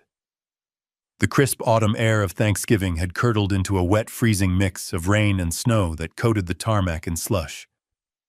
I watched their arrival through the high-definition lens of the perimeter security cameras I monitored from my laptop in the hotel suite. I had set a notification alert for motion at the front gate. When the ping sounded at 10 in the morning, I set down my coffee and leaned forward. The final act was beginning. A black Uber Suburban pulled up to the curb. It did not pull into the driveway because Sal had changed the gate code and the keypad was now unresponsive to their old combination. The driver, likely annoyed by the delay and the lack of a tip, idled for a moment before the back doors flew open. Jason stepped out first. He was wearing cargo shorts and a thin linen shirt, an outfit designed for the trade winds of Maui, not the biting 30-degree sleet of Connecticut. He looked haggard. His skin was peeling from a sunburn he hadn't protected. His eyes were puffy and red. He shivered violently as the wind hit him, his body curling inward instinctively. He didn't look like a successful executive returning to his estate. He looked like a castaway washed up on a hostile shore. Monica followed him, struggling with the youngest child, who was wailing in that exhausted, high-pitched tone that grates on the nerves. She wore a sarong and sandals. Her toes were already turning pink from the cold. She shouted something at Jason, her breath pluming in the frigid air. Even without audio, I knew the cadence of her complaints. She was blaming him for the weather. She was blaming him for the gate. She was blaming him for the misery of their existence. They began to unload the luggage. The driver did not help. He popped the trunk from the inside and waited. Jason dragged the heavy suitcases onto the wet sidewalk. These were the same bags he had snuck out of the house with 5 days ago, laughing at my expense. Now they looked like millstones around his neck. The Uber drove away, splashing dirty slush onto Jason's legs. He kicked the tire of the departing car in a futile gesture of rage, then slipped on the ice and nearly went down. He regained his balance, grabbed the handles of 2 bags, and trudged toward the pedestrian gate. I switched camera views to the front porch camera. This was the view I had paid $850,000 in equity to see. They walked up the long driveway, a pathetic caravan of shivering tourists. The children were huddled together, pulling beach towels around their shoulders for warmth. They reached the front porch. Jason dropped the bags with a heavy thud. He rubbed his hands together, blowing on them for warmth, and reached into his pocket for his keys. He approached the massive oak door. He didn't look at it closely at first. He just jammed the key toward the lock cylinder, expecting the familiar click and turn that had welcomed him home for 40 years. But the key didn't go in. He tried again, harder this time, scratching the brass plate. He frowned, bending down to look. That was when he saw it. The lock wasn't just changed, it was gone. In its place was a sleek, black biometric panel, a smooth plate of glass and steel that had no keyhole, no keypad, no way in for a man whose fingerprints were not in the system. "What is wrong with it?" Monica snapped, shivering behind him. "Open the door, Jason. It is freezing." "It is not working," Jason said, his voice rising in panic. "There is no hole. There is no keyhole." He pounded on the door with his fist. "Open up," he screamed. "Dad, it is us! Open the goddamn door!" The sound of his fist against the solid wood was dull and heavy. There was no answer. The house was a tomb. Monica pushed past him. "Let me do it," she hissed. "You are useless." She grabbed the handle and rattled it. It was locked tight, bolstered by the deadbolts Sal had installed deep into the frame. She stepped back and looked at the house, really looked at it for the first time since they had arrived. Her eyes drifted to the right, to the large bay window of the living room. She gasped. Her hand flew to her mouth. "Jason," she shrieked. "Look at the window." Jason turned. He saw what she saw. The beautiful floor-to-ceiling glass panes were gone. They were covered by sheets of raw, unpainted plywood nailed directly into the frame. It looked like a house preparing for a hurricane. It looked abandoned. It looked condemned. They ran to the other windows. The dining room. The library. The kitchen. Every single ground-floor entry point was sealed shut with heavy timber. I had instructed the investor to board it up immediately upon closing, to prevent vandalism, citing a concern about disgruntled former occupants. I was the disgruntled occupant, and they were the vandalism I was preventing. "What is happening?" Jason yelled, spinning in a circle. "Is there a storm coming? Why is everything boarded up?" And then the wind gusted, blowing the snow across the front lawn. It cleared the view of a small red sign planted firmly in the frozen earth near the rhododendrons. It was not a subtle sign. It was a sign meant to be seen from the street. Sold. The letters were white block print on a red background. Above it, a writer strip read, "Sold as is, cash buyer." Jason stopped moving. He stared at the sign. He blinked as if trying to clear a hallucination. He walked toward it, his steps slow and heavy like a man walking to the gallows. He reached out and touched the plastic sign. It was real. It was cold. "Sold," he whispered. His voice cracked. He turned to Monica, his face a mask of absolute uncomprehending horror. He sold it. He actually sold it. "You are lying," Monica screamed. She ran to the sign and kicked it. It bent but didn't break. "You are lying. He can't sell it. It's our house. It's in the trust. He can't just sell it while we are on vacation." "He did," Jason said, the realization crashing down on him like a tidal wave. "That is why the cards stopped working. That is why he didn't answer. He liquidated the estate." The children began to cry louder, sensing the terror radiating from their parents. They were cold, hungry, and standing in front of a house that had rejected them. Jason ran back to the door. He didn't knock this time. He threw his entire body weight against it. He kicked it. He clawed at the biometric scanner until his fingernails broke. "Dad," he roared, a primal sound of rage and grief. "You open this door right now. You cannot do this to me. I am your son. I live here." He grabbed a heavy ceramic planter from the porch, one that Catherine had potted with mums every autumn. He heaved it through the air. It smashed against the plywood, covering the living room window. The wood splintered, but held. The noise triggered the new alarm system the investors had installed. A piercing, deafening siren erupted from the eaves of the house, cutting through the quiet neighborhood morning. Lights began to flash. Jason didn't stop. He was in a frenzy. He picked up a piece of the broken planter and started hacking at the wood, screaming obscenities, screaming my name, screaming for someone to wake up from this nightmare. But he wasn't asleep. He was wide awake in the hell he had created. Monica sat on one of the suitcases in the driveway and put her head in her hands. She didn't scream anymore. She just rocked back and forth, muttering to herself, "My clothes, my jewelry, my life. It's all gone." I watched from the screen, my pulse steady. I saw the neighbor's curtains twitching across the street. I saw the blue lights of a police cruiser turning the corner at the end of the block. The new owners monitored the alarm system. They had called the police for a break-in in progress. Jason was still hacking at the wood when the officers drew their weapons. He looked like a madman, sunburned, shivering, and violent, trying to break into a house he no longer owned. I took a sip of my coffee. The bitter warmth spread through my chest. They had wanted a home without a father. Now they had a father, but no home. The symmetry was perfect. The siren was not just a noise, it was a physical weapon.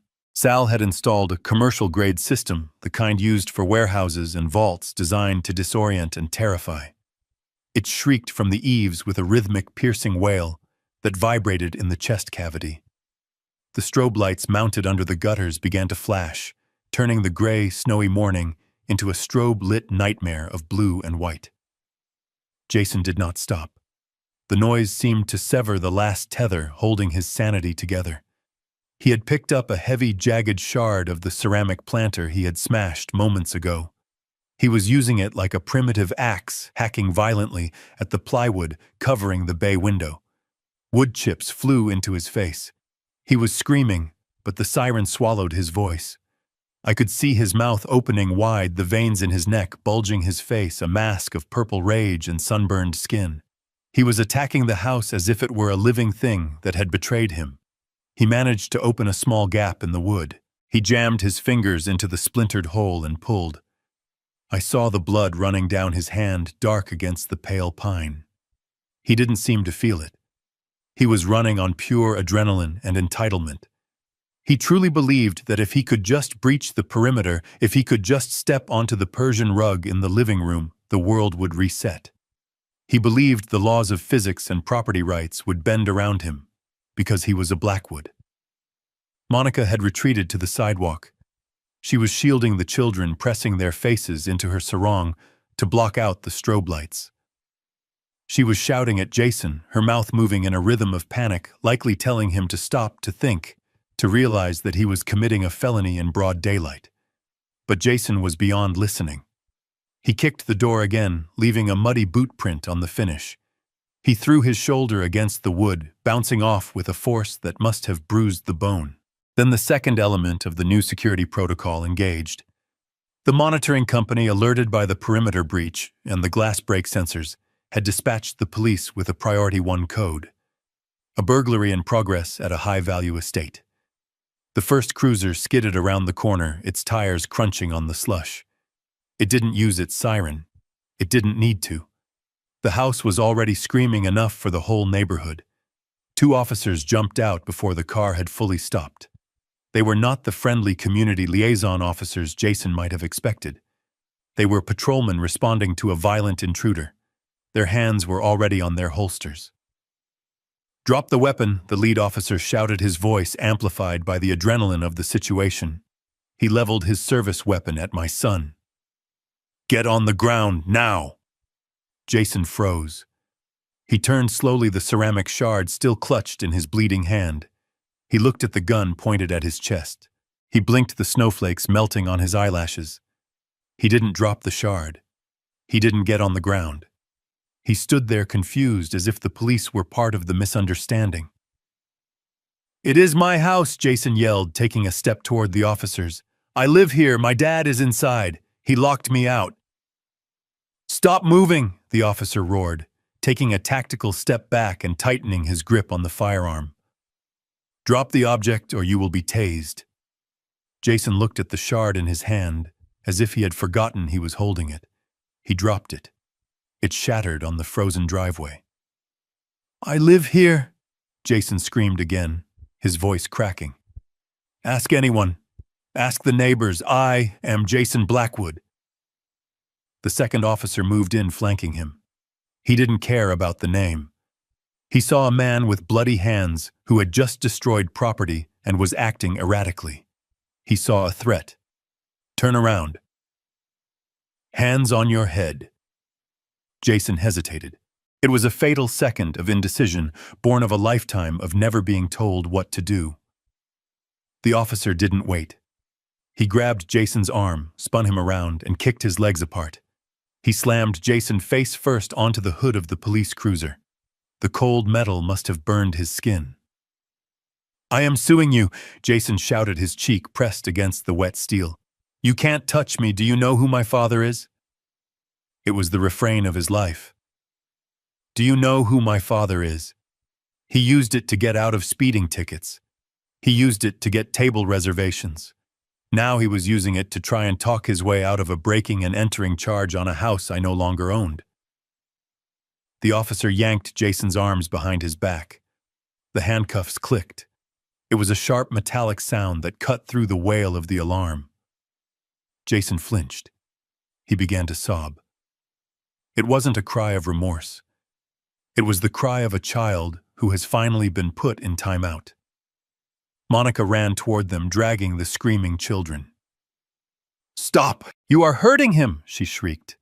"He lives here. We just got back from vacation. Look at our luggage. Look at the kids. We are not burglars." The first officer kept his gun low but ready. "Ma'am, step back. This property is flagged as vacant and under new ownership. The alarm company reported an unauthorized entry by hostile parties." New ownership. Monica gasped. She stopped running. She looked at the boarded windows. She looked at Jason, cuffed and crying on the hood of the car. No. No, that isn't possible. Bernard wouldn't. The officer ignored her. He patted Jason down, checking for weapons. He pulled Jason's wallet out of his pocket. He opened it and looked at the ID. "This ID says your address is in the city," the officer said. "This is not the address on your license." "We stayed here," Jason sobbed. "We lived upstairs. My dad, He what?" the officer asked, pulling Jason off the hood and marching him toward the back seat of the cruiser. "He went crazy," Jason yelled as he was shoved into the car. "He sold it. He sold it while we were gone." The officer slammed the door. He didn't believe him. Or maybe he just didn't care. To him, this was a domestic dispute gone wrong, or a squatter trying to reclaim a lost squat. Either way, Jason was in custody. The alarm finally cut off. The sudden silence was more jarring than the noise. The strobe lights stopped flashing, leaving the driveway in the gray, dull light of the winter morning. I watched from my laptop screen. I saw my son's face pressed against the window of the police car. He looked small. He looked terrified. He looked directly at the security camera as if he knew I was watching. Monica stood alone on the driveway, surrounded by 4 crying children and 5 luxury suitcases.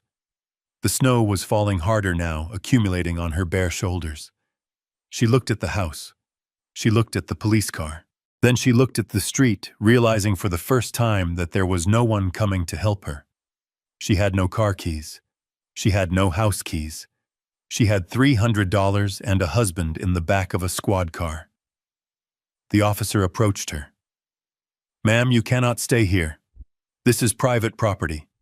The owner has requested that all trespassers be removed. You need to call a ride." "The owner," she whispered. I took a sip of my coffee. My hand was steady. The police had done their job. The investors had done their job. The system worked perfectly when you were the one pulling the levers. I watched as Monica pulled out her phone. Her fingers were shaking so hard she could barely type. I knew who she was going to call. She was going to call her mother. She was going to call her friends. But eventually she would realize that none of them could fix this. Then she did what I knew she would do. She dialed my number. My phone lit up on the desk. Monica. I watched it ring. I watched the face of the woman who had pawned my wife's pearls appear on the screen. I reached out and pressed the button to send it to voicemail. I wasn't ready to talk, not yet. I wanted them to sit in the cold a little longer. I wanted the reality of the situation to settle into their bones like the frost on the ground. The police car pulled away, taking my son to the precinct for processing. Monica was left standing on the curb, waiting for an Uber she probably couldn't afford, staring at the plywood that sealed off her former life. The fortress was secure. The invaders had been repelled, and I had the best seat in the house. The fluorescent lights of the second precinct hummed with a headache-inducing buzz that seemed to vibrate in my teeth. The air smelled of stale coffee, industrial floor cleaner, and the sharp, sour tang of human desperation. I walked through the double doors, my cane tapping a steady, authoritative rhythm on the scuffed linoleum. Mr. Whitman walked beside me, his briefcase held like a shield, his face set in a mask of professional indifference. We were not there as worried parents coming to bail out a wayward child. We were there as the plaintiffs. I saw them immediately. Jason was handcuffed to a metal bench in the processing area, a place reserved for drunks and petty thieves. He looked small. The arrogance that usually puffed out his chest and made him walk with a swagger was gone, replaced by the slumped, caved-in posture of a man who had been stripped of his dignity along with his belt and shoelaces. His expensive linen shirt, bought for a tropical paradise, was stained with grease from the police cruiser's hood and dark patches of sweat. He looked up when he heard the distinctive click of my cane. His eyes widened, red-rimmed and frantic. For a split second, a wave of relief washed over his face. He thought the cavalry had arrived. He thought Daddy was here to write a check, yell at the sergeant, and make the bad men go away. "Dad," he croaked, standing up as far as the short chain would allow. "Thank God." "You have to tell them. Tell them this is insane. Tell them I live there. Tell them it's all a misunderstanding." I stopped 5 feet away from him. I did not step into his personal space. I stood just outside the reach of his desperation, a deliberate distance that felt like an ocean.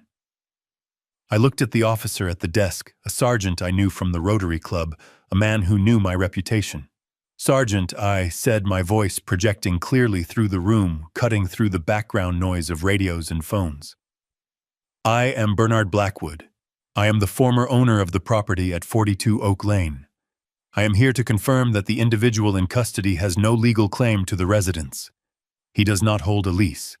He does not hold a title. He was in fact trespassing on private property that he has been explicitly barred from." Jason's jaw dropped. The relief on his face curdled into a look of absolute betrayal, a look of a child who has just realized the monster in the closet is real. "What are you saying?" he whispered, his voice trembling. "I am your son. I have lived there for 5 years." I looked at him then. I really looked at him. I didn't see the boy I had taught to ride a bike. I saw the man who had pawned my wedding ring for pocket money. I saw the man who had left me a frozen dinner on Thanksgiving while he flew first class. You are a 42-year-old man who broke into a house he does not own, I said, my voice as cold as the winter wind outside. That makes you a criminal, Jason, not a son. You vacated the premises of your own accord. You abandoned your residency. And I sold the building. Monica was sitting on a plastic chair in the waiting area, huddled under a thin blanket, the children asleep in a pile of coats on the floor next to her. She looked ragged, her makeup smeared her hair a bird's nest of tangles. She jumped up when she heard my voice rushing the barrier like a cornered animal.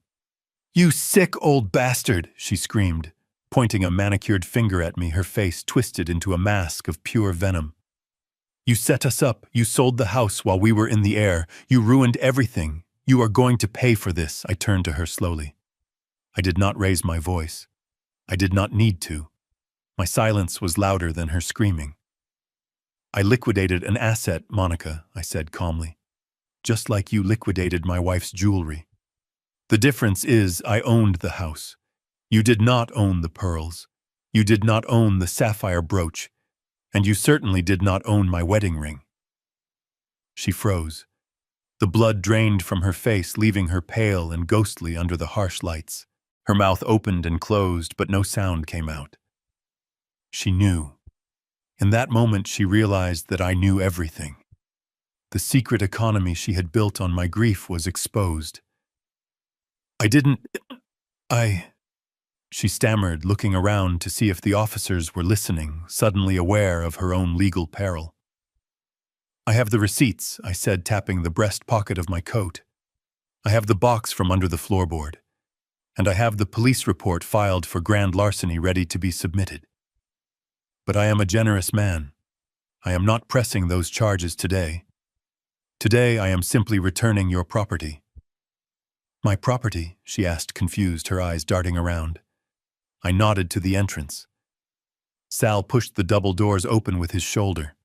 Behind him, two of his guys wheeled in a hand truck stacked high with brown cardboard boxes.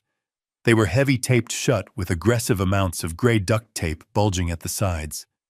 They smelled of dust and the hasty, violent packing job I had supervised.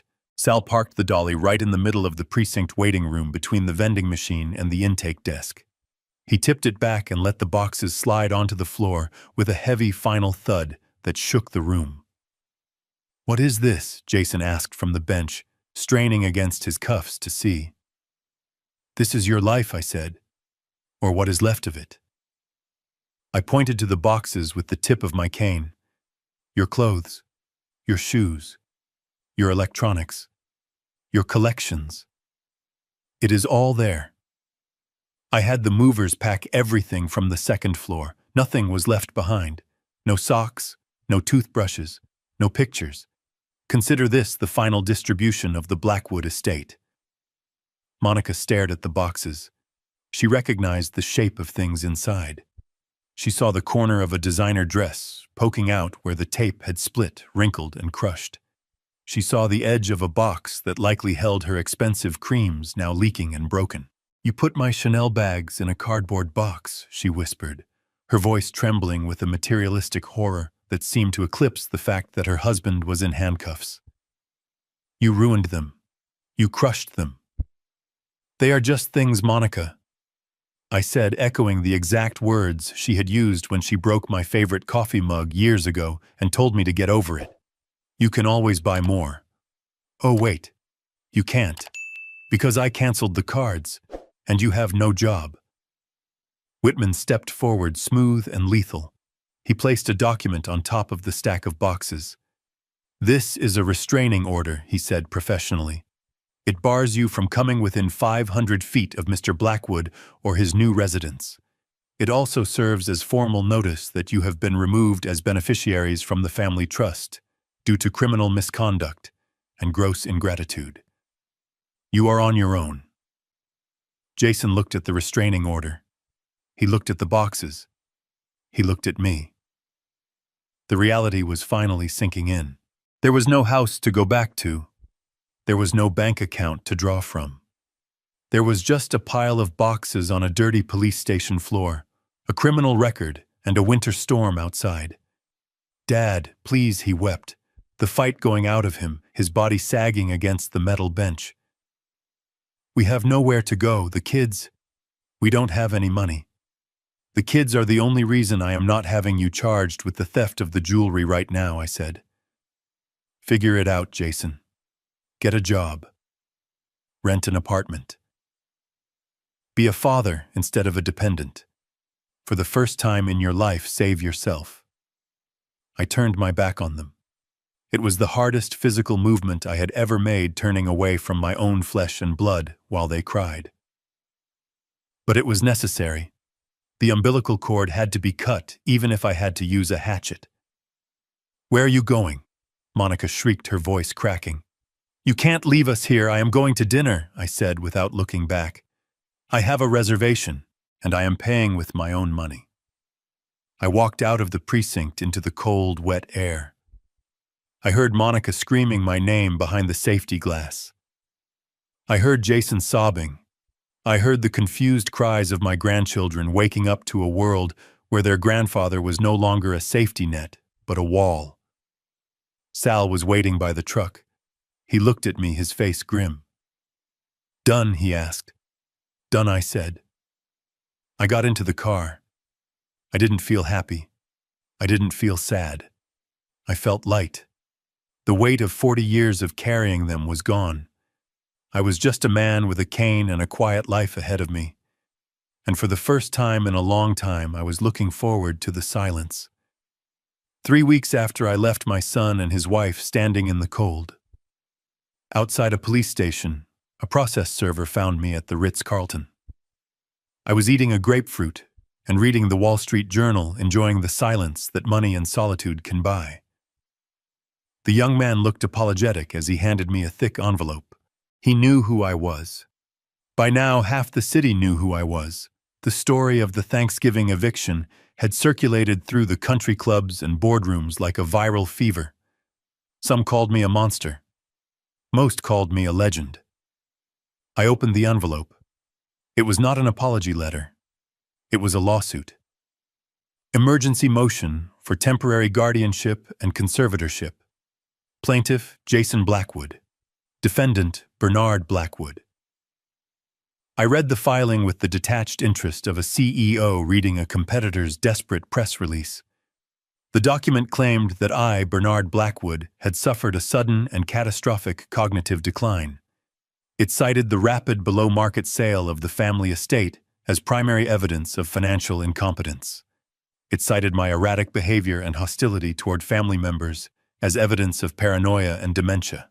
It requested that this court immediately freeze all my assets, annul the sale of the house, and appoint Jason Blackwood as my legal guardian to manage my affairs for my own protection. It was Monica. I could hear her voice in every legal phrase. This was her Hail Mary. She had realized that begging wouldn't work. She had realized that guilt wouldn't work. So now she was trying to legally declare me dead while I was still breathing. She didn't want a father for her husband. She wanted a vegetable she could harvest for cash. I called Whitman. "They took the bait," I said. "See you in court, Bernard," he replied. He sounded almost giddy. The hearing was scheduled for 2 days later. It was an emergency session granted because they had argued that I was a danger to my own estate.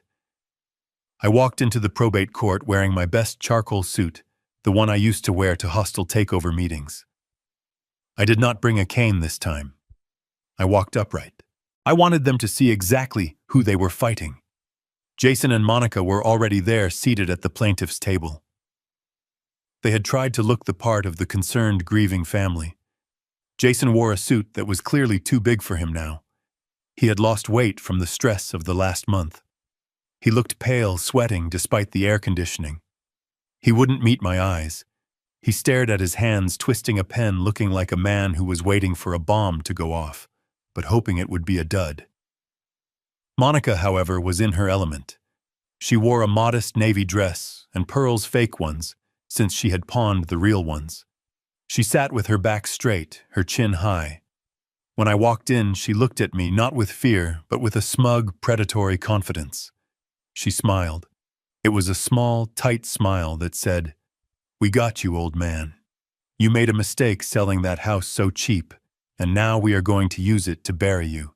Their lawyer was a man named Prescott, a billboard attorney known for aggressive litigation and loose ethics. He stood up as the judge entered, smoothing his tie.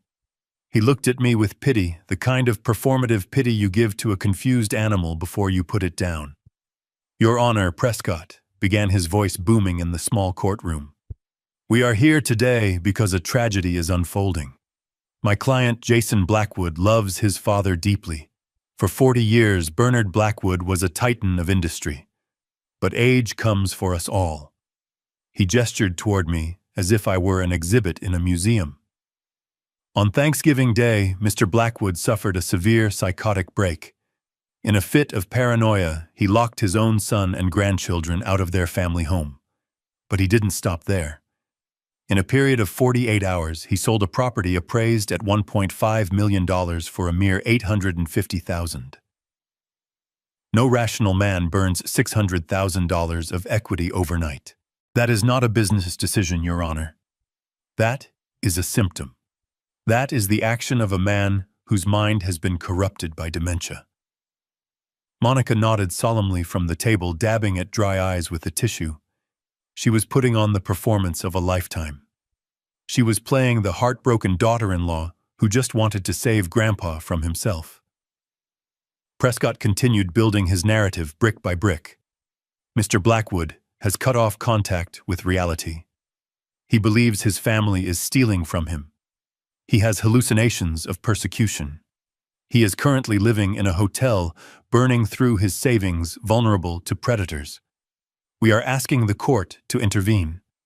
We are asking for an emergency conservatorship to annul the sale of the house before it is too late, and to place control of the remaining assets in the hands of his only son, who only wants to protect his father's legacy. It was a good story. It was logical. If you didn't know the context, if you didn't know about the shoebox under the floorboards, you would believe them. You would look at the numbers, the fire sale price of the house, and you would agree that I must be crazy. They were banking on the numbers. They thought the sale price was their smoking gun. They thought their greed was invisible. I sat there silent and still. I watched Jason. He was shaking. He knew this was a lie. He knew exactly why I had sold the house. But he was too weak to stop it. He was letting Monica drive the bus, even as it sped toward a cliff. Monica leaned over and whispered something to Jason. She patted his hand. She looked at me again, her eyes gleaming. She really thought she had won. She thought that by painting me as incompetent, she could undo the last month. She thought she could get a judge to sign a piece of paper that would give her the keys to the kingdom back. She was already mentally decorating the house she thought she was about to reclaim. She was already spending the money she thought she was about to control. The arrogance was breathtaking. They hadn't learned a thing. They hadn't learned humility. They hadn't learned remorse. They had only learned to double down. They were so convinced of their own entitlement that they couldn't conceive of a world where I was one step ahead of them. They looked at a lion and saw a rug. Whitman leaned over to me. "Do you want to say anything before I start?" he whispered. I looked at the judge, a stern woman who was reading the complaint with a frown. I looked at Monica, whose smirk was growing wider by the second. "No," I whispered back. "Let them finish. Let them put it all on the record. I want them to be so high up that the fall breaks every bone in their bodies." The judge looked up over her spectacles. "Mr. Prescott," she said, "you are making serious allegations. Removing a person's autonomy is a drastic step. Do you have medical evidence? We have the evidence of his actions, Your Honor," Prescott said smoothly. "And we have the testimony of his family who have lived with him and watched his decline. We have an affidavit from his son stating that Mr. Blackwood has been forgetting things, acting aggressively, and making irrational financial choices for months." Jason flinched when his name was mentioned. He shrank into his chair. "Very well," the judge said. "Mr. Whitman, does your client wish to respond?" Whitman stood up. He buttoned his jacket slowly. He didn't look worried. He looked bored. "My client does wish to respond." "Your Honor," Whitman said, "but not with arguments. We prefer to respond with exhibits." Monica's smile faltered for a fraction of a second. She looked at the stack of documents Whitman pulled from his briefcase. She looked at the small digital recorder he placed on the table. She looked at the orange Nike shoebox that sat on the floor just next to my feet. For the first time since the hearing began, I saw a flicker of doubt in her eyes. It was the realization that in a room full of lawyers, she was the only one who didn't know the law of gravity. What goes up must come down. And they were about to come down hard. Whitman did not begin with an opening statement. He did not bore the court with platitudes about the dignity of the elderly or the sanctity of the family unit.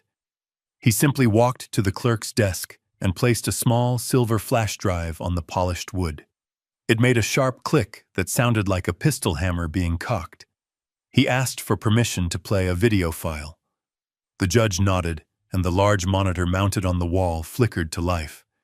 The grainy black and white footage from my security cameras filled the screen. The timestamp in the corner read 4 a.m. on Thanksgiving Day. The courtroom watched in silence as Jason and Monica dragged their suitcases down the stairs, laughing and whispering. The audio was crisp. Every person in the room heard Monica call my home a place of failure. They heard Jason joke about my hearing loss. They heard the slam of the door as they left me alone with a frozen dinner. I watched the color drain from Monica's face. She gripped the edge of the plaintiff's table, her knuckles turning white. The image of the grieving, concerned daughter-in-law was cracking like cheap porcelain. But Whitman was not done. He let the video play until the car drove away, leaving only the image of an empty, silent hallway. Then he stopped the playback. "Your Honor," Whitman said, his voice calm and resonant. "The plaintiff claims my client is suffering from paranoia and delusions of abandonment. As you can see, the abandonment was not a delusion. It was a scheduled departure." Prescott, their lawyer, jumped up. "Objection, this is irrelevant. A vacation does not prove competence." Whitman ignored him. He picked up the small digital recorder I had placed on the table. "Exhibit B," Whitman announced. "A voicemail received by my client on Thanksgiving Day shortly after he discovered unauthorized charges on his credit card." He pressed play.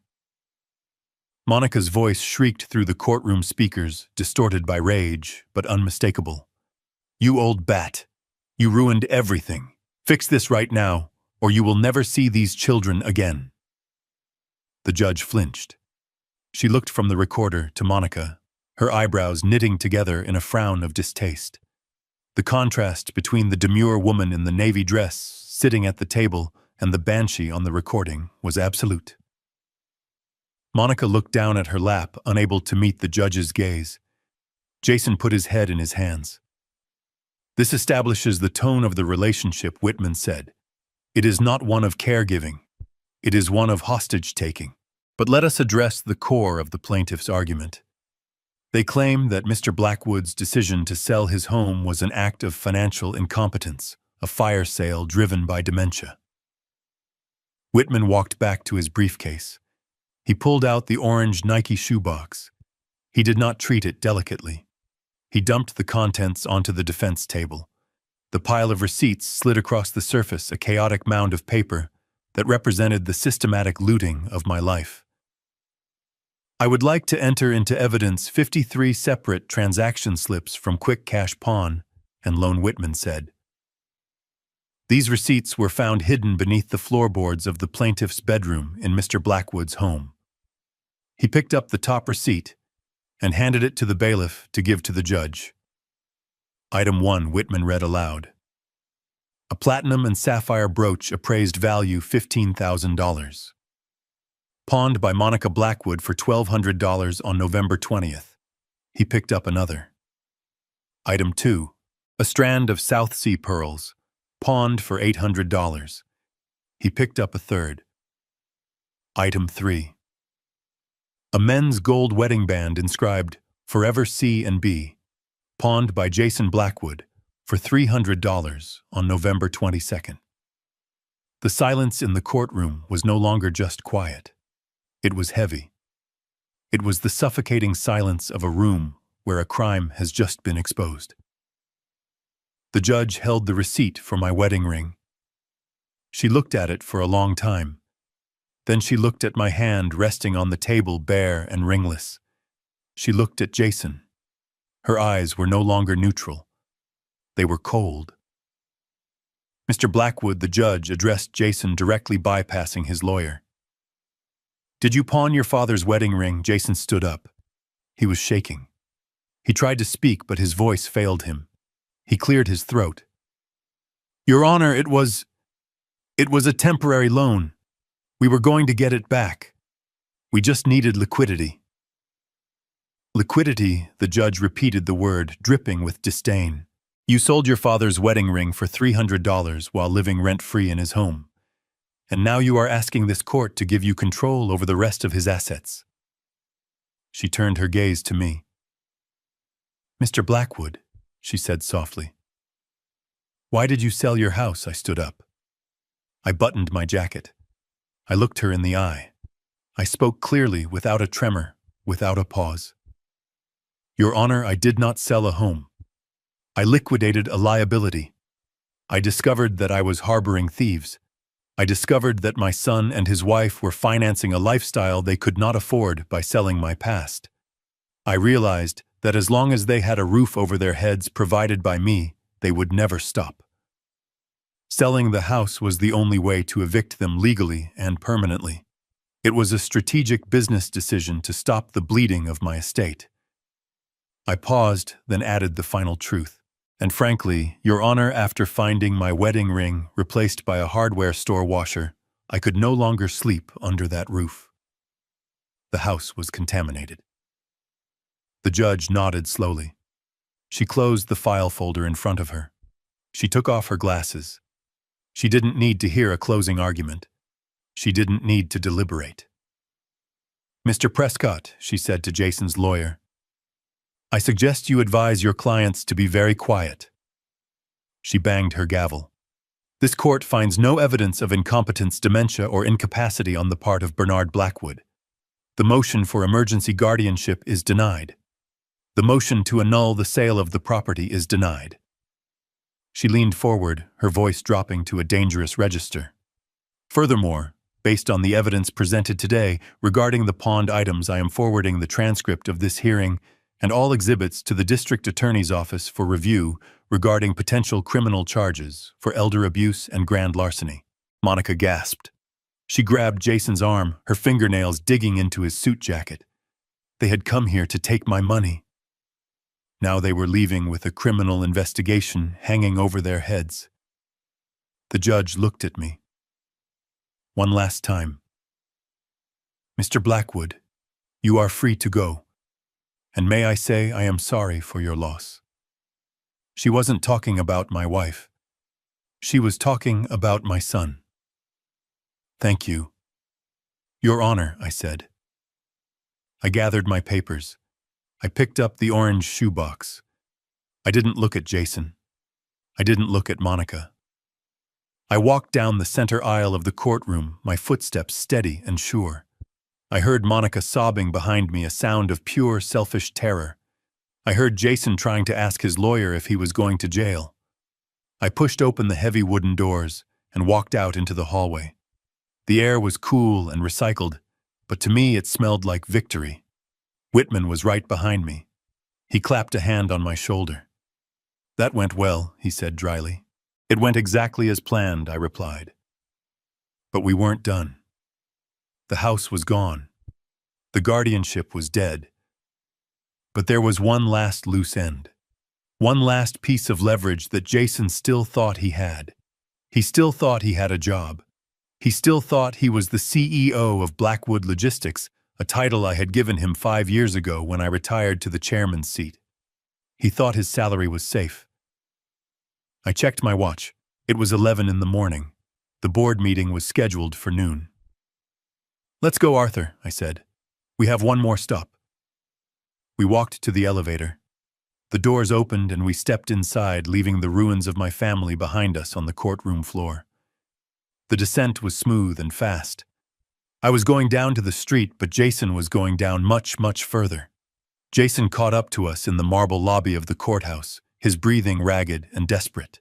He looked like a man who had just survived a firing squad only to realize he was standing in a minefield. He grabbed my sleeve, his fingers digging into the fabric of the charcoal suit he had once admired. "Dad." "Wait," he gasped, ignoring Monica, who was lagging behind trying to fix her mascara. "I know you are angry. I know the house is gone. But listen to me. I still have my job. I am the CEO of Blackwood Logistics. I have a salary. I have a bonus coming. I can get an apartment. I can pay you back for the jewelry. Just give me time." I stopped and turned to face him. The lobby was crowded with lawyers and clients, but I created a bubble of silence around us. I looked at his hand on my arm until he released me. He was clinging to his title like a life raft in a hurricane. He truly believed that his corporate status was separate from his character. He believed that the business I built was his birthright, just like the house. "You do not have a salary, Jason," I said, my voice flat. "And you do not have a bonus." "What do you mean?" he asked, a nervous smile flickering on his face. "Of course I do. I run the company. You retired 5 years ago. I retired from the daily operations," I corrected him. "I did not retire from ownership. I retained 51% of the voting stock. And as the chairman of the board, I convened an emergency meeting this morning at 8 o'clock while you were sitting at the defendant's table." Whitman stepped forward. He did not reach for a briefcase this time. He reached into his inner jacket pocket and pulled out a single white envelope. He handed it to Jason. It was not thick. It was thin. It was a single sheet of paper that weighed more than the building we were standing in. Jason opened it. His eyes scanned the page. His knees actually buckled. He had to lean against a pillar to stay upright. "Termination for cause," he whispered, reading the bold text. "Embezzlement. While you were in Hawaii enjoying the beach on my credit card, I had the forensic accountants go through the books," I said. "I wanted to see how the man who makes $250,000 a year could be so broke he has to steal his mother's pearls." It did not take them long to find it. I stepped closer to him, invading his space for the first time. $200,000, Jason. Over 18 months. Fake invoices from shell vendors. Consulting fees paid to companies registered in Monica's maiden name. You were not just a bad son. You were a thief in a suit. You were stealing from the company that put food on your table to pay for gambling debts and handbags. Monica caught up to us just in time to hear the number. 200,000. She looked at Jason with a mixture of shock and recognition. She knew where the money had come from, but she hadn't known I would find it. "This is a lie," Jason stammered. "I can explain. It was just moving funds around." "It is a felony," I said. "And it is the reason you are fired. Effective immediately. Security has already cleared out your office. Your company car has been repossessed. Your corporate card is canceled. You are walking out of here with nothing but the suit on your back, and even that I paid for." Jason looked around the lobby as if looking for an exit, but there was nowhere to go. He had lost his home. He had lost his reputation. And now he had lost his career. The double kill was complete. I had stripped him of every unearned privilege he had ever hidden behind. "If you ever come near me or my property again," I added, leaning in close so only he could hear, "I will hand that forensic audit to the FBI. Do not test me, son. You have already failed the final exam." I turned and walked through the revolving doors into the bright winter sunlight, leaving him standing in the lobby, holding his termination letter like a death certificate. He was a CEO with no company, a homeowner with no house, and a son with no father. He was finally a self-made man. It had been exactly 30 days since the sale of the house closed. December had settled over the city with a brutal gray permanence, turning the streets into wind tunnels of biting cold. I was no longer watching the weather from a drafty Victorian estate in the suburbs. I was watching it from the floor-to-ceiling thermal windows of a penthouse apartment in the city center. I had rented it with a fraction of the proceeds from the house sale. It was modern, warm, and remarkably quiet. There were no creaking floorboards. There were no memories of a dead wife in the hallways. There was just clean white space and the hum of the city 20 stories below. I was setting the table for dinner. I had invited Sal and Arthur Whitman. It was a make-up Thanksgiving, a real one. I had roasted a turkey myself, basting it with butter and herbs, filling the apartment with the scent that had been missing a month ago. I was pouring the wine, a heavy Cabernet that needed to breathe, when the concierge buzzer rang. I walked to the wall panel. The video screen flickered to life, showing the vestibule downstairs. The camera lens was fish-eyed, but the distortion could not hide the misery of the two figures standing in the lobby. It was Jason and Monica. They looked like ghosts of the people who had flown to Hawaii. Jason was wearing a parka that looked 2 sizes too small, likely bought from a thrift store bin. His face was gaunt, covered in a patchy, unkempt beard that hid his weak chin, but highlighted the hollows of his eyes. He looked 10 years older. The swagger of the CEO was gone, replaced by the twitchy, nervous energy of a man who is looking over his shoulder for creditors. Monica was worse. The woman who used to spend 3 hours a day on her hair and makeup was unrecognizable. Her roots had grown out, a dark stripe invading the expensive blonde dye job she could no longer maintain. She wore a coat that was clearly not hers, something synthetic and puffy that she clutched tight around her throat. She wasn't wearing makeup. Her face was pale and chapped from the cold. I pressed the talk button. I did not buzz them in. "Yes," I said. They both jumped. They looked around, trying to find the speaker source before staring into the camera lens. "Dad," Jason said. His voice was cracked and dry. "The concierge said you live here. We need to talk. Please. It is Christmas next week." I leaned against the wall, holding my glass of wine. I did not feel the urge to open the door. I felt the same way I felt when I looked at a stranger on the street. A vague, distant pity, but no connection. "We have nothing to talk about, Jason," I said. "You received the restraining order. You are violating it by being here. We have nowhere to go." Monica interrupted, pushing her face closer to the camera. Her eyes were wild. "We are living in a motel by the highway. The one with the bugs. The kids are sick, Bernard. Leo has a fever. We don't have health insurance anymore because Jason lost his job. We are eating noodles from a gas station." She pulled back, and for a moment she stepped aside to reveal the 4 children huddled on a bench in the lobby background. They looked tired. They looked confused. They were wearing coats that looked too thin for December. "Look at them," Monica sobbed. "They are your grandchildren. You cannot let them starve. You cannot be this cruel. We are sorry." "Okay, we are sorry about the house. We are sorry about the jewelry. We are sorry about everything.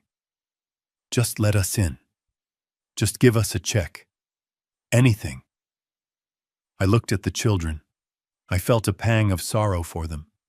They were innocent collateral damage in a war their parents had started. But I knew that if I opened that door, if I wrote that check, I wouldn't be saving the children. I would be funding the addiction of their parents. I would be feeding the monster of entitlement that had already devoured 40 years of my life. "I am not cruel, Monica," I said, my voice steady. "Cruelty is stealing a grandmother's necklace to pay for a poolside cabana. Cruelty is leaving an old man alone on a holiday. Cruelty is teaching your children that theft is a lifestyle." "Dad." "Please," Jason begged, tears streaming down his face, mixing with the melted snow on his cheeks. "I will do anything. I will work in the mailroom. I will sweep floors. Just help us get back on our feet. I cannot provide for them. I don't know how." You are 42 years old, Jason, I said. It is time you learned. I reached for a manila envelope I had left on the console table by the door. I had kept it there for this exact moment. I knew they would come. Desperation makes people predictable. I have something to show you, I said. I held the envelope up to the camera lens. What is that? Jason asked, squinting. Is that a check? No, I said. It is a receipt for a transaction that never happened. I opened the envelope and pulled out a stapled document. It was a purchase agreement for a property in the suburbs, a brand new construction, 5 bedrooms, 3 baths, a big yard, a good school district. Do you see the date on this contract, Jason? I asked. He leaned in. November 22nd, he whispered. The day before Thanksgiving. I nodded. I bought this house on November 22nd, I said. I paid the deposit. I signed the papers. It was supposed to be a surprise. I was going to put the keys in a box and give them to you at Thanksgiving dinner.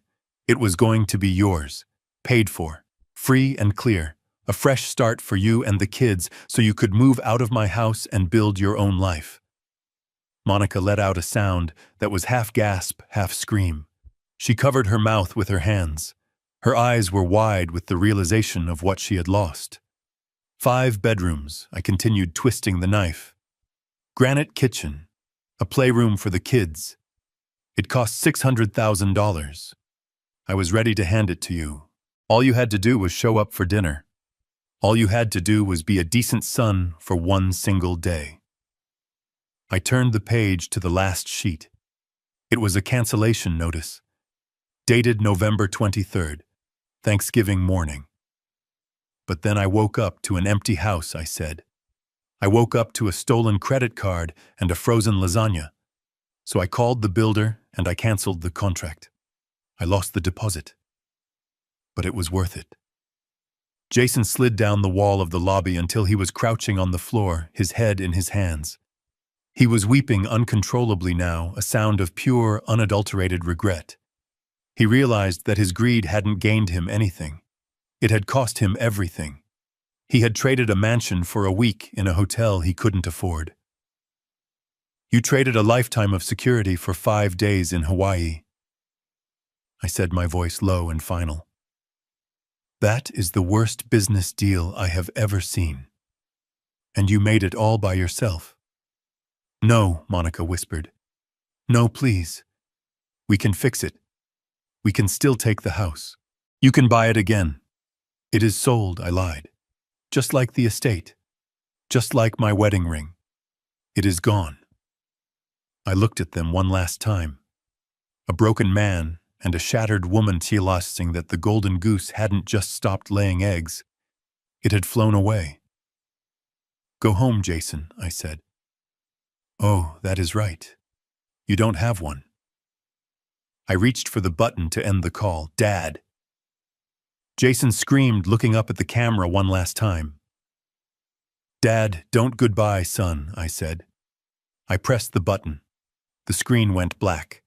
The image of their misery vanished, replaced by the smooth, dark glass of the monitor. The silence returned to the penthouse. It wasn't lonely. It was heavy with closure. I stood there for a moment, letting my heart rate slow down. I felt a deep, vibrating sense of peace settling into my bones. The cord was cut. The ledger was balanced. I turned away from the door. I walked back into the dining room. The chandelier cast a warm golden light over the table. The turkey was carved.